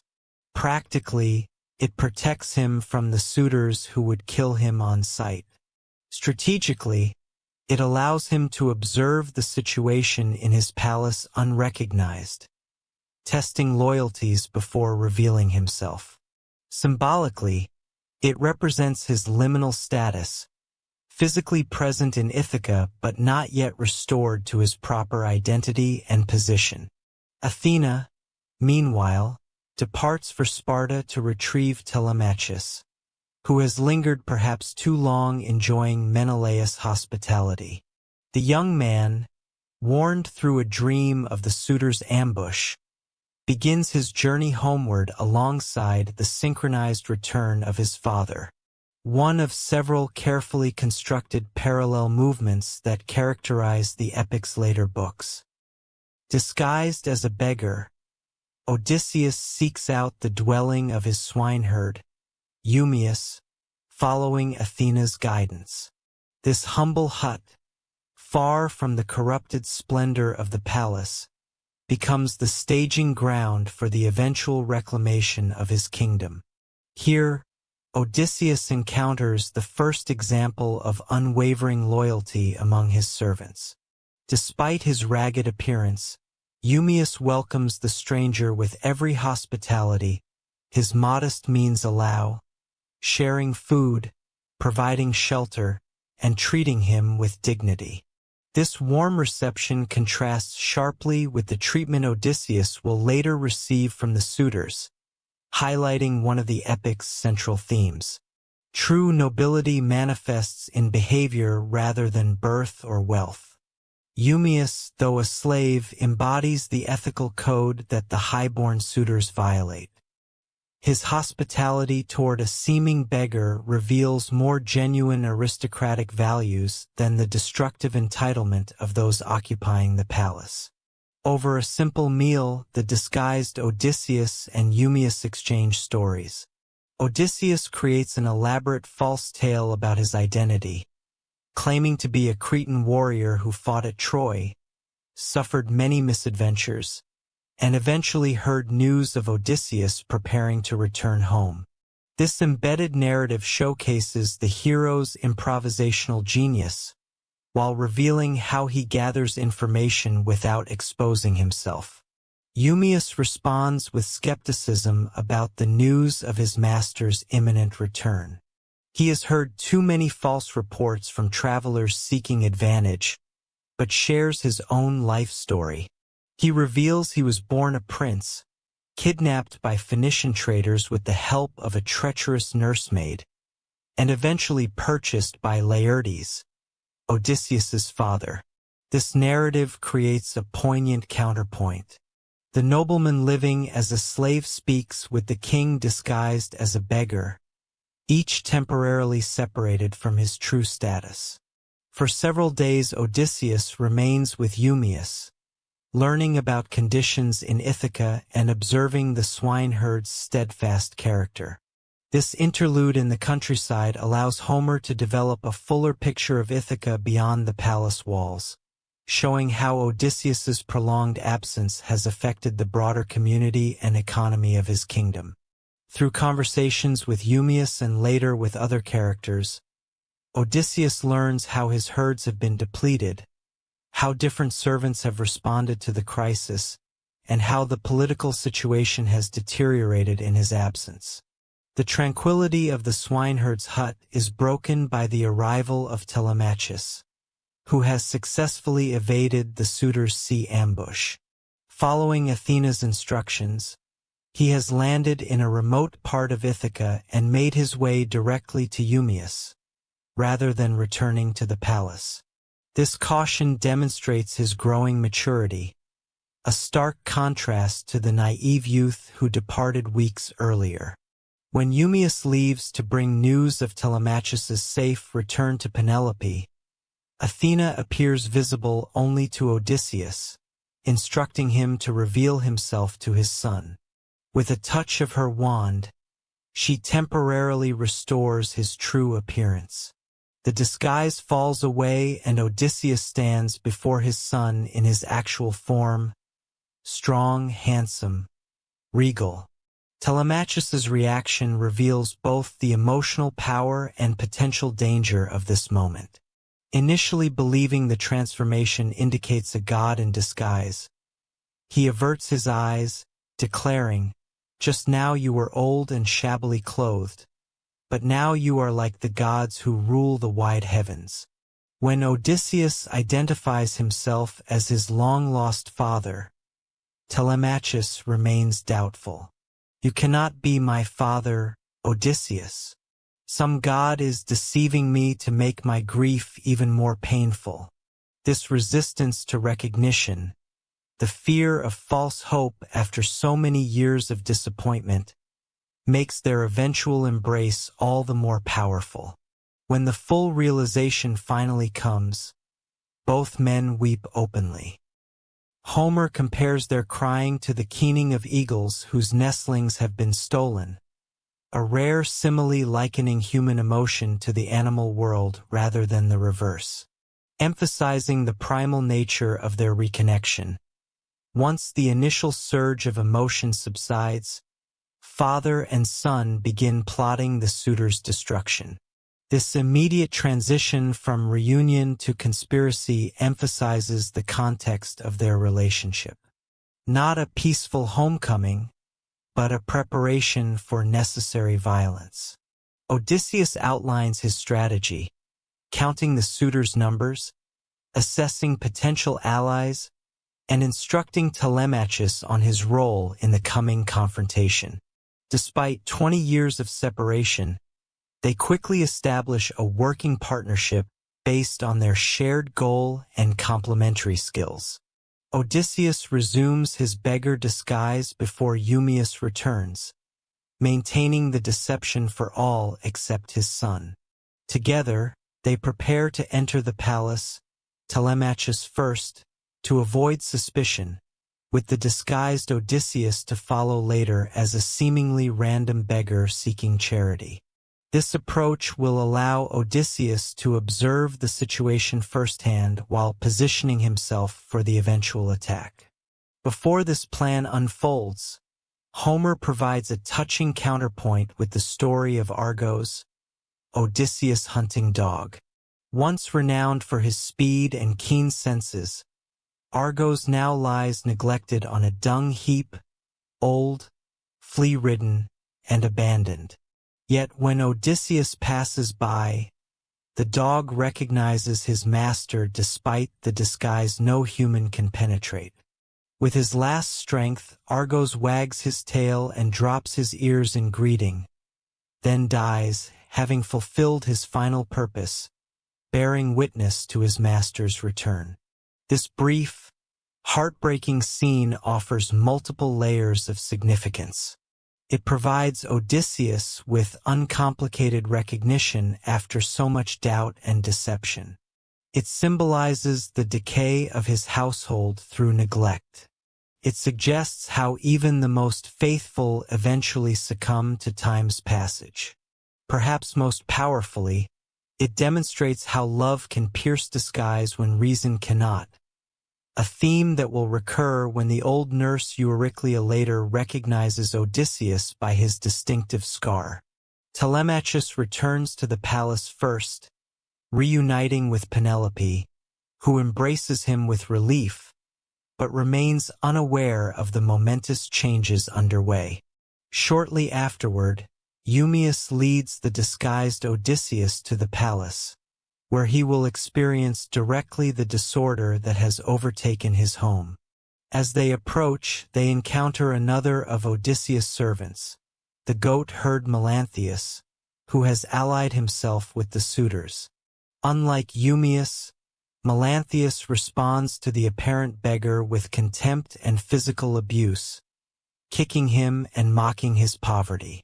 This encounter, juxtaposed with Eumaeus' kindness and Argos' recognition, establishes the spectrum of loyalty and betrayal Odysseus will navigate within his own household. Entering his palace as a beggar, Odysseus experiences the final humiliation of his journey, becoming an object of entertainment and abuse in his own halls. The suitors, particularly Antinous, their ringleader, treat him with calculated cruelty. When Odysseus begs for food, Antinous hurls a footstool at him, striking him in the back. This brutal act crystallizes the moral corruption of the suitors, not just their consumption of Odysseus' resources, but their violation of the sacred obligation to treat strangers and suppliants with dignity. Odysseus absorbs this abuse with outward patience that masks inward fury. Each insult adds to the justified rage that will eventually explode in bloody retribution. Yet his restraint demonstrates extraordinary self-control, the same quality that allowed him to endure Polyphemus' cave and Calypso's island. Now, within sight of his goal, he maintains his disguise despite enormous provocation. Not all within the palace treat him with contempt. Penelope, hearing of the stranger's arrival and the abuse he suffered, summons him to ask if he has news of Odysseus. Their conversation with the queen, unaware she speaks to her husband, creates dramatic irony of the highest order. Odysseus fabricates yet another false tale, claiming to have hosted the real Odysseus years ago, and offering detailed predictions about his imminent return. This extended scene between disguised husband and questioning wife explores the paradox of intimate estrangement. They sit together, physically close yet separated by deception and uncertainty. Odysseus must suppress his desire to reveal himself, while Penelope struggles between hopes sparked by the stranger's convincing claims and the caution born from years of disappointment. Their conversation deepens our understanding of Penelope, revealing her intelligence, her diplomatic skill in extracting information, and her emotional resilience. When the disguised Odysseus accurately describes clothing and companions from 20 years earlier, she weeps with recognition of these details, but still does not make the final connection to the man before her. The barriers to recognition are not just physical disguise, but the psychological protection she has built against false hope. Their exchange also establishes the final test Odysseus must pass to reclaim his place. Penelope announces she will set a contest for the suitors. Whoever can string Odysseus's great bow and shoot an arrow through 12 axe handles will win her hand. This challenge, impossible for any man except Odysseus himself, becomes the mechanism for the approaching confrontation. One last recognition scene unfolds before the contest when the aged nurse, Euryclea, bathes the disguised Odysseus' feet and recognizes a distinctive scar on his thigh, received during a boar hunt in his youth. Unlike Argo's silent recognition, this moment threatens to expose Odysseus prematurely. He grasps her throat to prevent her exclamation, warning her to keep his identity secret even from Penelope. This partial recognition illustrates another pattern in the epic. Those with least social power often perceive truth most clearly. The dog, the nurse, and the swineherd all recognize aspects of Odysseus that remain hidden from those with greater authority. Their loyalty stems not from social obligation, but from genuine devotion, making them essential allies in the coming restoration. As the day of the contest approaches, omens multiply. Zeus sends thunder from a cloudless sky. Theoclymenus, a seer who has taken refuge with Telemachus, experiences a horrific vision of the suitors, with blood-dripping walls, ghostly figures, and the sun darkening, a premonition of impending slaughter that the suitors mockingly dismiss. These supernatural signs reinforce the moral framework of the coming violence. The suitors' destruction is presented not merely as Odysseus' personal vengeance, but as divine justice, the inevitable consequence of their violations against home, hospitality, and proper social order. When Odysseus strings the bow and looses his arrow in the following books, he acts as an instrument of cosmic restoration as much as a man reclaiming his own. The extended sequence of Odysseus' disguised observation, moving from countryside to palace, from loyal servants to treacherous ones, from dog to nurse to wife, serves essential narrative purposes. It creates suspense by delaying the climactic confrontation. It allows Homer to develop a detailed picture of how Ithaca has changed in Odysseus' absence. Most importantly, it establishes the moral justification for the extreme violence to come, showing the depth of corruption that necessitates such a bloody cleansing. Through these scenes, disguise becomes more than a tactical device. It transforms into a profound metaphor for Odysseus' liminal status.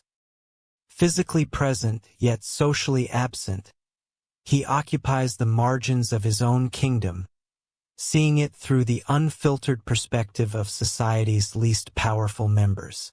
This experience changes him, deepening his understanding of loyalty, power, and justice beyond what his years as acknowledged king had taught him. The beggar's rags also connect him to a deeper pattern in Greek heroic tradition, where disguise often precedes revelation, suffering precedes triumph, and descent precedes ascent. Like Demeter seeking her daughter or Dionysus testing his worshippers, Odysseus uses concealment to distinguish between those who recognize essential worth beneath superficial appearance and those who judge solely by external trappings. As the day of the bow contest arrives, all players have taken their positions in the coming drama. Penelope has established the mechanism for selection among the suitors. Unaware, she has created the perfect opportunity for her husband's revenge. Telemachus has positioned himself as his father's ally while maintaining an outward show of neutrality. Eumaeus and the loyal cowherd Philoetius have been secretly informed of Odysseus' identity and enlisted in his cause. The suitors, blind to the approaching danger, continue their arrogant revelry. Odysseus himself, still in beggar's rags but inwardly poised for action, watches and waits for the perfect moment to cast aside his disguise and reclaim his name, his home, and his throne. His long journey of physical wandering has ended, but the journey back to his true identity has reached its most dangerous crossing, the transformation from disguised observer to avenging king. Dawn breaks on the day that will end 20 years of separation and suffering. Penelope, still unaware of her husband's presence, announces the contest she has devised. Odysseus' great bow will be brought forth, and whoever can string it and shoot an arrow through 12 axe heads aligned in a row will win her hand in marriage. The bow itself carries deep significance. A gift from Iphitus, whom Heracles later killed, it represents Odysseus' past identity as warrior and hunter. For 20 years it has remained untouched, wrapped and stored away like the master's identity itself. Now it reemerges as the instrument of both testing and retribution. When Eumaeus brings the bow into the hall, he weeps at the sight of his master's weapon. Philoetius, the loyal cowherd who has also recognized the disguised Odysseus, likewise sheds tears.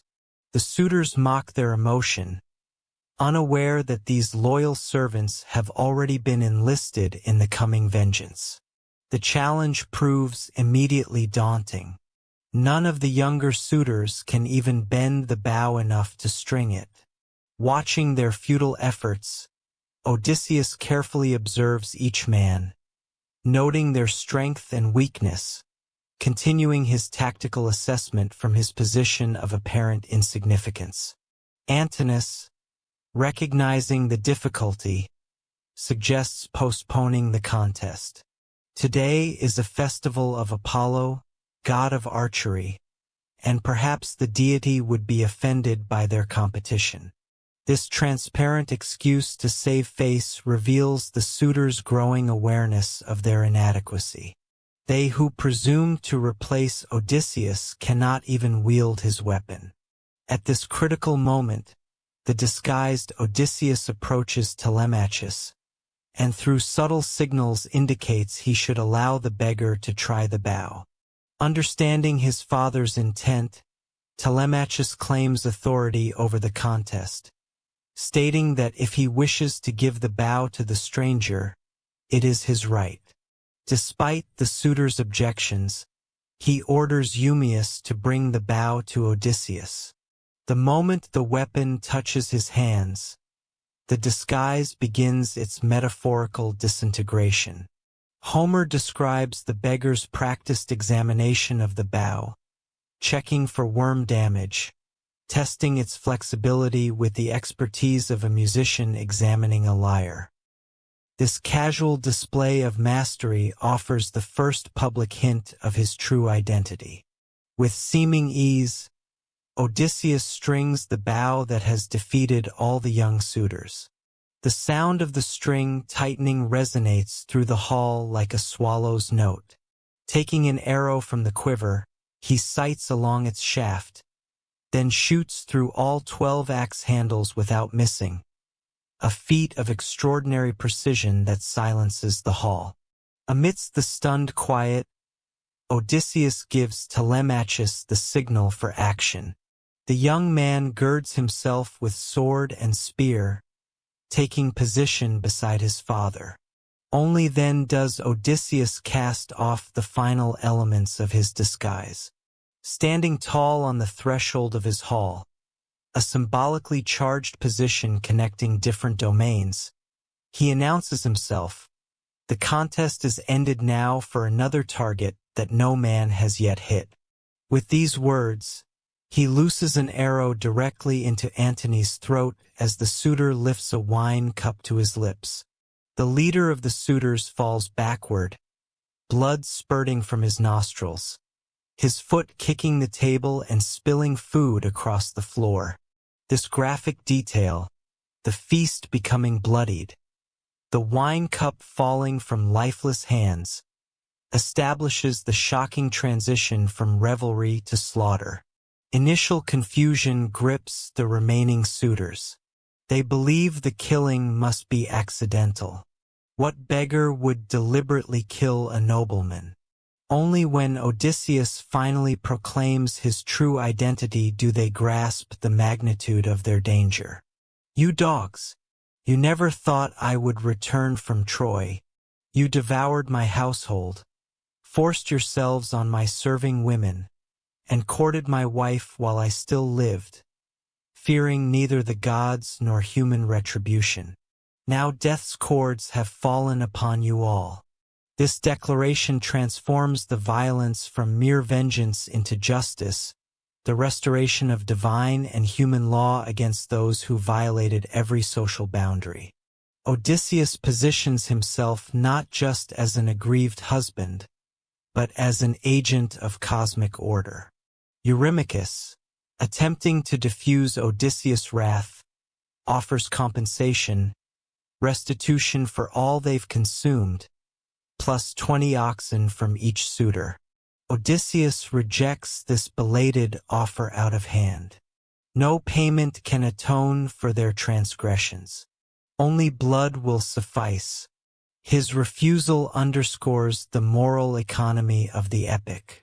Some violations go beyond material compensation, requiring the ultimate payment. Realizing negotiation has failed, the suitors draw their swords and look for shields. But Telemachus has already removed the armor from the hall on his father's instructions. Eurymachus charges Odysseus, but falls with an arrow through his liver. Amphinomus rushes forward next, only to be speared in the back by Telemachus. What follows is a methodical slaughter. Odysseus continues firing arrows until his quiver empties, dropping suitors with each shot. Telemachus fetches additional weapons for his father, himself, and the loyal servants who have joined them, Eumaeus and Philoetius. The doors are secured, trapping the remaining suitors inside. The fighting becomes desperate as the outnumbered attackers face the remaining suitors. Athena appears in the form of mentor to encourage Odysseus, though she does not immediately grant victory. Instead, she tests the aging hero's strength and courage before finally intervening more directly. This divine restraint emphasizes that even with godly favor, human effort remains essential. Homer does not glorify the violence, but renders it with unflinching detail. Men fall with spears through their throats, swords piercing their chests, heads cleaved by bronze. The floor runs with blood. Men slip in gore as they try to flee. The hall echoes with death groans and the thud of falling bodies. This graphic depiction emphasizes the gravity of the suitors' transgressions. Their pleasant parasitism has culminated in horrific consequences. The battle peaks when Odysseus and his small band face off against the remaining suitors led by Aegelus. Athena finally displays her aegis, the fearsome shield bearing the Gorgon's head, from the rafters, filling the suitors with supernatural panic. Like cattle driven by a stinging fly, they scatter in terror, only to be cut down one by one. The simile of hunted animals appears repeatedly. The suitors become like fish gasping on shore, like doves caught in a net, emphasizing their sudden transformation from predators to prey. Mercy comes for only two individuals. The bard Phemius, who had entertained the suitors under compulsion, begs for his life, claiming he served in the palace unwillingly. Similarly, the herald Medon, who had shown kindness to Telemachus, pleads for clemency. Telemachus intercedes for both, demonstrating temperance amidst the bloodshed and establishing himself as a worthy ethical heir to his father. When the fighting ends, the hall resembles a shoreline after a bloody tide, littered with corpses like fish strewn across sand.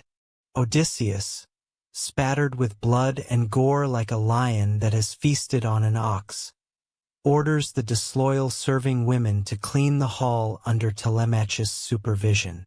These women, 12 in number who had slept with the suitors and betrayed the household, are then taken outside and hanged in a grim extension of the purge. For the treacherous goat-herd Melanthius, who had mocked and abused the disguised Odysseus and helped arm the suitors during the battle, an even harsher punishment awaits. His nose, ears, hands, and feet are cut off, and his genitals thrown to the dogs, a mutilation that expresses the extremity of his betrayal in physical terms. After this brutal cleansing, Odysseus orders the hall to be fumigated with burning sulfur, a ritual purification that serves both practical sanitation and symbolic cleansing. The physical space that had been corrupted by the suitor's presence must be ritually reclaimed before normal life can resume. Euryclea, the old nurse who had recognized Odysseus earlier, brings the loyal serving women to welcome their returned master. They surround him, kissing his head and hands, embracing him with tears of joy. This moment of tender reunion amid the aftermath of slaughter creates a powerful emotional counterpoint. The restoration of proper order then brings not just justice, but reconnection with those who remained faithful. Yet for all its cathartic violence and emotional reunion, this sequence represents only partial restoration. Odysseus has reclaimed his palace and eliminated the internal threat, but he has not yet reclaimed his marriage. Penelope, who had retired to her chambers before the contest, remains unaware of the bloody events and her husband's true identity. When Euryclea rushes to inform Penelope that Odysseus has returned and slain the suitors, the queen's response is not immediate joy, but studied skepticism. Having protected herself from disappointment for so many years, she cannot simply surrender to hope. She suggests alternatively that some god must have killed the suitors, or that the beggar must be someone else entirely. This final resistance to recognition creates the framework for the epic's most intimate and psychologically nuanced scene. After 20 years of separation, after a blood-soaked reclamation of his household, Odysseus must still face his most challenging test, convincing his brilliant, cautious wife that he has truly returned. The bow contest and slaughter of the suitors transforms the epic from a story of wandering to one of justice restored. It fulfills the prophecies of Tiresias and the divine will expressed since the poem's opening. Yet it also raises profound questions about violence, retribution, and restoration that the final books must address.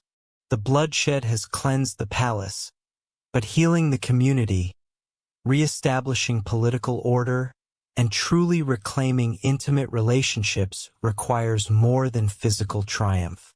As night falls on the blood-soaked hall, Odysseus has eliminated his enemies, but stands on the threshold of his most meaningful homecoming, the reunion with the wife whose loyalty and intelligence match his own. This final recognition scene, approached with caution by both husband and wife, will determine whether Odysseus has truly returned home in the fullest sense of restoration. The blood has been washed from the palace floors. The bodies of the suitors have been claimed by their families. The disloyal servants have been punished. Yet the most profound reunion still awaits, the recognition between husband and wife that will truly complete Odysseus' homecoming. Penelope descends from her chamber, her mind still clouded with doubt. For 20 years, she has maintained a delicate balance between hope and despair, neither fully accepting Odysseus' death nor allowing herself to believe in his return. This emotional discipline, matching her husband's physical endurance, has preserved her autonomy and protected her heart. Now, faced with claims of Odysseus' return, she approaches cautiously, unwilling to surrender her hard-won equilibrium to what might prove another disappointment. Entering the hall, she sees a stranger sitting by the fire, cleansed of blood and dressed in fresh clothing, but not immediately recognizable as her husband. Despite Telemachus' insistence that this man is indeed Odysseus, she maintains her reserve. "My child," she tells her frustrated son, "if he truly is Odysseus come home, we will know each other better than anyone, for we have signs known only to the two of us." This insistence on private confirmation rather than public testimony reveals Penelope's wisdom. Throughout the epic, identities have proven malleable and deceptive. Odysseus himself has crafted false personas with ease. Divine beings have taken human form. Appearances have rarely aligned with reality. In this context, Penelope's caution is not stubborn denial but appropriate skepticism, the feminine counterpart to Odysseus' own wariness with the Phaeacians, with Athena, with everyone he has encountered. Odysseus, though eager for recognition, respects her prudence. When Telemachus criticizes his mother's coldness, Odysseus defends her approach. "Let your mother test me as she will." This mutual respect for caution reflects their deep compatibility, each recognizing in the other a mind that refuses easy assumptions. To create space for their reunion, Odysseus orchestrates a deception for any who might be watching the palace from outside. He orders music and dancing, ensuring that passers-by will hear sounds of celebration rather than recognizing the aftermath of slaughter. This final stratagem, a mock wedding feast masking a scene of carnage, provides cover for the genuine reunion about to unfold. Penelope orders the household servants to prepare the royal bed for the stranger, deliberately setting a subtle trap. When Odysseus responds with controlled outrage, the trap springs not on him but on any impostor who might claim his identity. "Woman," he declares, "you cut me to the heart. Who has moved my bed? No man living, not even in full vigor, could easily move it. For I built that bed myself, and a great secret went into its making." He proceeds to describe in precise detail how he constructed their marriage bed around a living olive tree that grew within the palace walls, building the chamber around this immovable natural center. This bed, impossible to move without destroying it, stands as the perfect symbol for their marriage, rooted in the living earth, crafted with skill, built to endure. This revelation finally breaks through Penelope's caution. The details of the bed's construction were known only to the two of them and a single servant. No impostor could have this knowledge. The sign, she sought, proof beyond physical appearance or martial prowess, has been provided in the most intimate form possible, knowledge of the foundation of their marriage. Penelope's response transforms from skepticism to overwhelming emotion. Her knees weaken, her heart melts, and tears flow freely. She runs to Odysseus, throws her arms around him, and kisses his head. "Do not be angry with me for holding back," she pleads. "Always my heart feared that someone might deceive me with words, for many have plotted against us." Odysseus weeps in response, holding the wife he has longed for throughout his wanderings. Homer compares Penelope's welcome to the sight of land for a drowning sailor, the same metaphor used earlier for Odysseus reaching the Phaeacian shore after his shipwreck. This repetition suggests that his physical salvation remained incomplete without this emotional homecoming. Only now, recognized by the one who knows him most intimately, has Odysseus truly completed his return. Their reunion extends through the night, as each shares their experiences of the intervening years. Odysseus recounts his wanderings, tales we have already heard him tell the Phaeacians, but which gain new significance when shared with his wife. Penelope describes her long resistance against the suitors, her tricks, her delays, her maintenance of hope against growing doubt. This exchange of narratives represents more than catching up on lost time. It is the reintegration of their separate stories into a shared history, bridging the 20-year gap in their marriage. Through mutual recognition of each other's suffering and endurance, they reestablish the deep understanding that forms the core of their relationship. Dawn approaches, but Athena holds it back, extending their night of reconnection beyond normal limits. This divine intervention, manipulating time itself to allow for complete reunion, emphasizes the cosmic significance of their bond. When they finally come together physically, it represents not merely the satisfaction of desire, but the restoration of proper order in both human and divine terms. With morning comes the awareness that their challenges are not yet complete. The families of the slain suitors will seek vengeance, potentially plunging Ithaca into civil war. Odysseus must visit his aging father, Laertes, who has retreated to a farm on the island's outskirts, living in self-imposed squalor as he mourns his missing son. And beyond these immediate concerns lies Tiresias' prophecy. Odysseus must eventually undertake another journey inland, carrying or until he reaches people who mistake it for a winnowing fan. The reunion with Laertes creates another emotional climax. Odysseus finds his father digging around a fruit tree, dressed in patched clothing, his hands calloused from labor inappropriate to his royal status. This self-imposed degradation, a physical manifestation of grief, moves Odysseus deeply. Yet once again he approaches reunion through testing rather than immediate revelation. He creates one final false identity, claiming to be a stranger who once hosted Odysseus. This last deception proves too much for the old man to bear. Hearing his son spoken of as absent still, Laertes pours dust over his gray head in a gesture of mourning.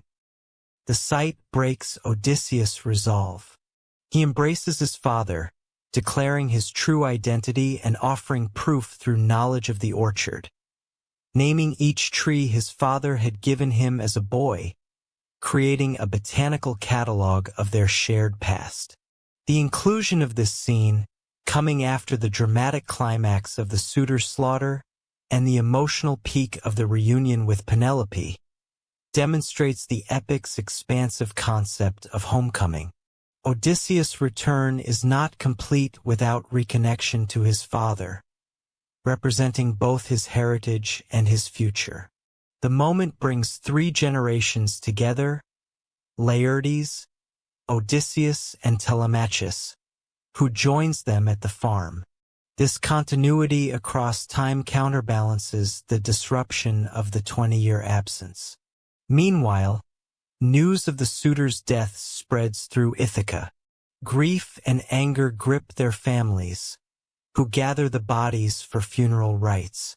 Eupeithes, father of Antinous, emerges as a leader calling for vengeance against Odysseus, despite the council of more moderate voices pointing out that the suitors brought destruction upon themselves, many armed for attack. The impending civil conflict threatens to taint Odysseus' triumph with further bloodshed. As the vengeful party approaches Laertes' farm, where Odysseus and his small band have retreated, the scene is set for a new cycle of violence. The blood feud that ancient Greek society recognized as an almost inevitable consequence of killing. Here, the gods intervene directly. Zeus and Athena confer on Olympus, determining that enough blood has been shed. Athena descends to the battlefield just as combat begins. After allowing minimal fighting, including a moment of glory for the aged Laertes, who successfully kills Eupeithes with a spear cast, she halts the conflict with a thunderous command. Her divine authority, backed by Zeus' thunderbolt, compels both sides to lay down their weapons. This divine imposition of peace provides a deus ex machina resolution to what would otherwise become an endless cycle of revenge. Homer recognizes that human societies, left to their own devices, often cannot escape the logic of retaliation. Divine intervention represents the transcendent principle necessary to break this cycle, perhaps analogous to the development of legal systems and third-party justice that would eventually replace blood vengeance in Greek society. A formal pact is established between Odysseus and the families of the suitors, with Athena disguised as mentor overseeing the oaths. This political resolution complements the domestic restoration achieved through the reunions with Penelope and Laertes. Odysseus has reclaimed not just his household, but his kingdom, not just his family roles, but his social position. The epic concludes with peace restored to Ithaca, the proper social order reestablished, and Odysseus fully reintegrated into all dimensions of his identity as husband, father, son, and king. This comprehensive restoration fulfills the promise of Nostos, homecoming, that has driven the narrative from its opening lines. Yet Homer leaves us with the awareness that Odysseus' story is not entirely complete. Tiresias' prophecy about the inland journey remains unfulfilled, a future obligation that will eventually take the hero away from home once more.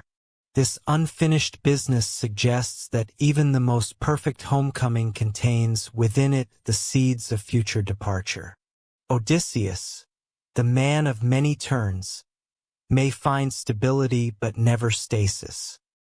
This open-ended quality distinguishes the Odyssey from narratives of simple closure. Having explored the profound complexity of homecoming, its physical, emotional, social, and political dimensions, Homer acknowledges that no return can be absolute or permanent. Even as Odysseus reclaims his place at the center of concentric circles of connection, marriage, family, household, kingdom, the horizon of further journey remains visible. In this tension between arrival and departure, between reunion and the inevitability of future separation, the epic finds its lasting resonance. We recognize in Odysseus' story not just the specific challenges of an ancient hero, but the universal human experience of seeking home while acknowledging its impermanence, of valuing connection precisely because we understand its fragility. The final image of Athena establishing peace captures this poignant balance. Divine intervention creates a resolution that human effort alone could not achieve. Yet this intervention comes in response to human struggle rather than replacing it. The gods honor Odysseus' extraordinary perseverance by granting him the peace his own actions could not secure, completing what he began through 2 decades of relentless effort to return.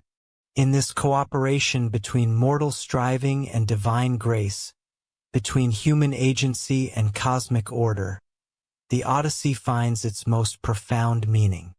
Odysseus' journey, physical and spiritual, geographical and emotional, maps the full terrain of human experience against the backdrop of divine purpose.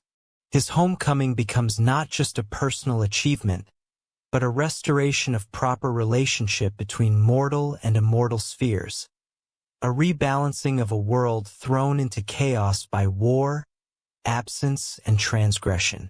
As we leave Odysseus finally at peace in Ithaca, recognized by all who matter to him, we understand why his story has endured for 3 millennia. In his determination to return, in his willingness to suffer extraordinary hardship rather than surrender his identity, in his capacity to adapt without losing his essential self, we recognize the highest potential of human resilience. And in the joy of his homecoming, however hard won, however shadowed by past suffering and future obligation, we glimpse the profound reward that makes such resilience worthwhile, the irreplaceable experience of belonging, of being known, of finally coming home. With Odysseus restored to his throne and peace established in Ithaca, Homer's narrative reaches its formal conclusion. Yet the story of the Odyssey itself was just beginning its journey through human culture. Like its resourceful hero, this epic would travel across vast distances of time and space, adapting to new contexts while maintaining its essential identity. The poem's influence begins with its role in ancient Greek culture. Along with the Iliad, it served as a foundational text, simultaneously entertainment, moral guidebook, historical record, and religious reference. Children learned to read from Homer's lines. Public recitations brought communities together. Politicians quoted Homeric verses to support their arguments. The epics provided a common cultural language that united the otherwise fractious Greek city-states. When Greek civilization expanded through Alexander's conquests and later through Roman adoption, Homer's reach extended accordingly. The Romans translated, adapted, and referenced Homeric material extensively. Virgil's Aeneid, the national epic of Rome, drew direct inspiration from both Homeric poems, particularly in its narrative structure and themes of fate and homecoming. This classical foundation ensured Homer's survival through the medieval period when many ancient texts were lost. Though direct knowledge of Homer diminished in Western Europe during these centuries, the stories remained alive through Latin summaries and adaptations. Meanwhile, Byzantine scholars preserved the original Greek texts, maintaining an unbroken tradition of Homeric scholarship in the Eastern Mediterranean. The Renaissance rediscovered Homer with enthusiasm, part of its broader recovery of classical learning. As Greek manuscripts found their way to Western Europe following the fall of Constantinople in 1453, scholars produced new translations and commentaries. Homer became essential reading for any educated person, influencing Renaissance literature, art, and philosophy. Each subsequent era found its own reflection in the Odyssey. The Age of Exploration drew parallels between Odysseus and contemporary navigators encountering new worlds. The Romantic period emphasized the poem's emotional depths and sublime natural imagery. Victorian scholars debated the historical reality behind the myth. Modernist writers recognized in Odysseus' fragmented journey a metaphor for the dislocations of modern life. James Joyce's Ulysses, published in 1922, represents perhaps the most ambitious literary response to Homer's epic. By mapping the events of the Odyssey onto a single day in Dublin, Joyce suggested both the timelessness of Homeric themes and their relevance to ordinary modern experience. This reimagining, neither direct adaptation nor simple allusion, demonstrates how deeply the Odyssey had become embedded in Western literary consciousness. Beyond literature, the epic has permeated virtually every artistic medium. Painters from ancient Greek vase artists to Renaissance masters to modern abstractionists have depicted scenes from the Odyssey. Composers have created operas, symphonies, and song cycles based on its episodes. Sculptors have captured moments of Odysseus' journey in stone and bronze. Filmmakers have adapted it directly or borrowed its structure for original stories.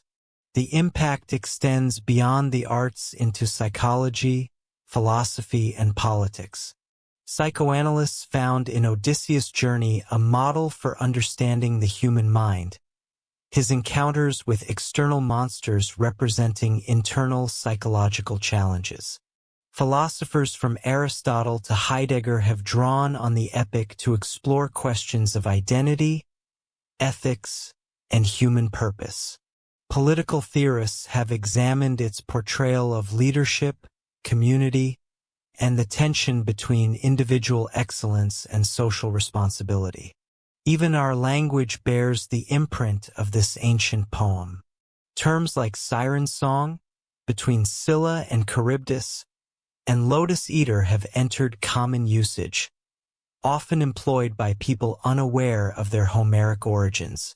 The very concept of an Odyssey as a long, challenging journey has transcended its source to become a universal metaphor. What explains this extraordinary cultural persistence? Why has this particular story, among countless ancient narratives, maintained such powerful resonance across millennia? Perhaps the answer lies in the Odyssey's unique balance of opposites, its simultaneous embrace of adventure and homecoming, individualism and community, fantasy and realism, divine intervention and human agency. Unlike many heroic tales that focus exclusively on martial prowess or supernatural conflict, the Odyssey encompasses both the extraordinary and the everyday, both cosmic forces and intimate human relationships. Odysseus himself embodies this balance. He encounters gods and monsters, yet remains recognizably human in his desires, flaws, and relationships. His most defining quality, adaptability, makes him paradoxically timeless, capable of translation into endlessly varied cultural contexts. He is the hero who survives not through unchanging strength, but through perpetual transformation. An ideal protagonist for a world in constant flux, the poem's exploration of homecoming likewise transcends its specific historical setting. The tension between wandering and return, between exploring the unknown and preserving connection to the familiar, represents a fundamental human dynamic across cultures and eras. As civilization has become increasingly mobile and boundaries increasingly fluid, the Odyssey's meditation on home's meaning has only grown more relevant. Moreover, the epic's narrative sophistication, its complex temporal structure, its shifts in perspective, its blend of genres from adventure to romance to family drama, creates a richness that rewards endless reinterpretation. Each generation finds new aspects to emphasize, new interpretive frameworks to apply. Feminist readings explore Penelope's agency and the gendered power dynamics of the household.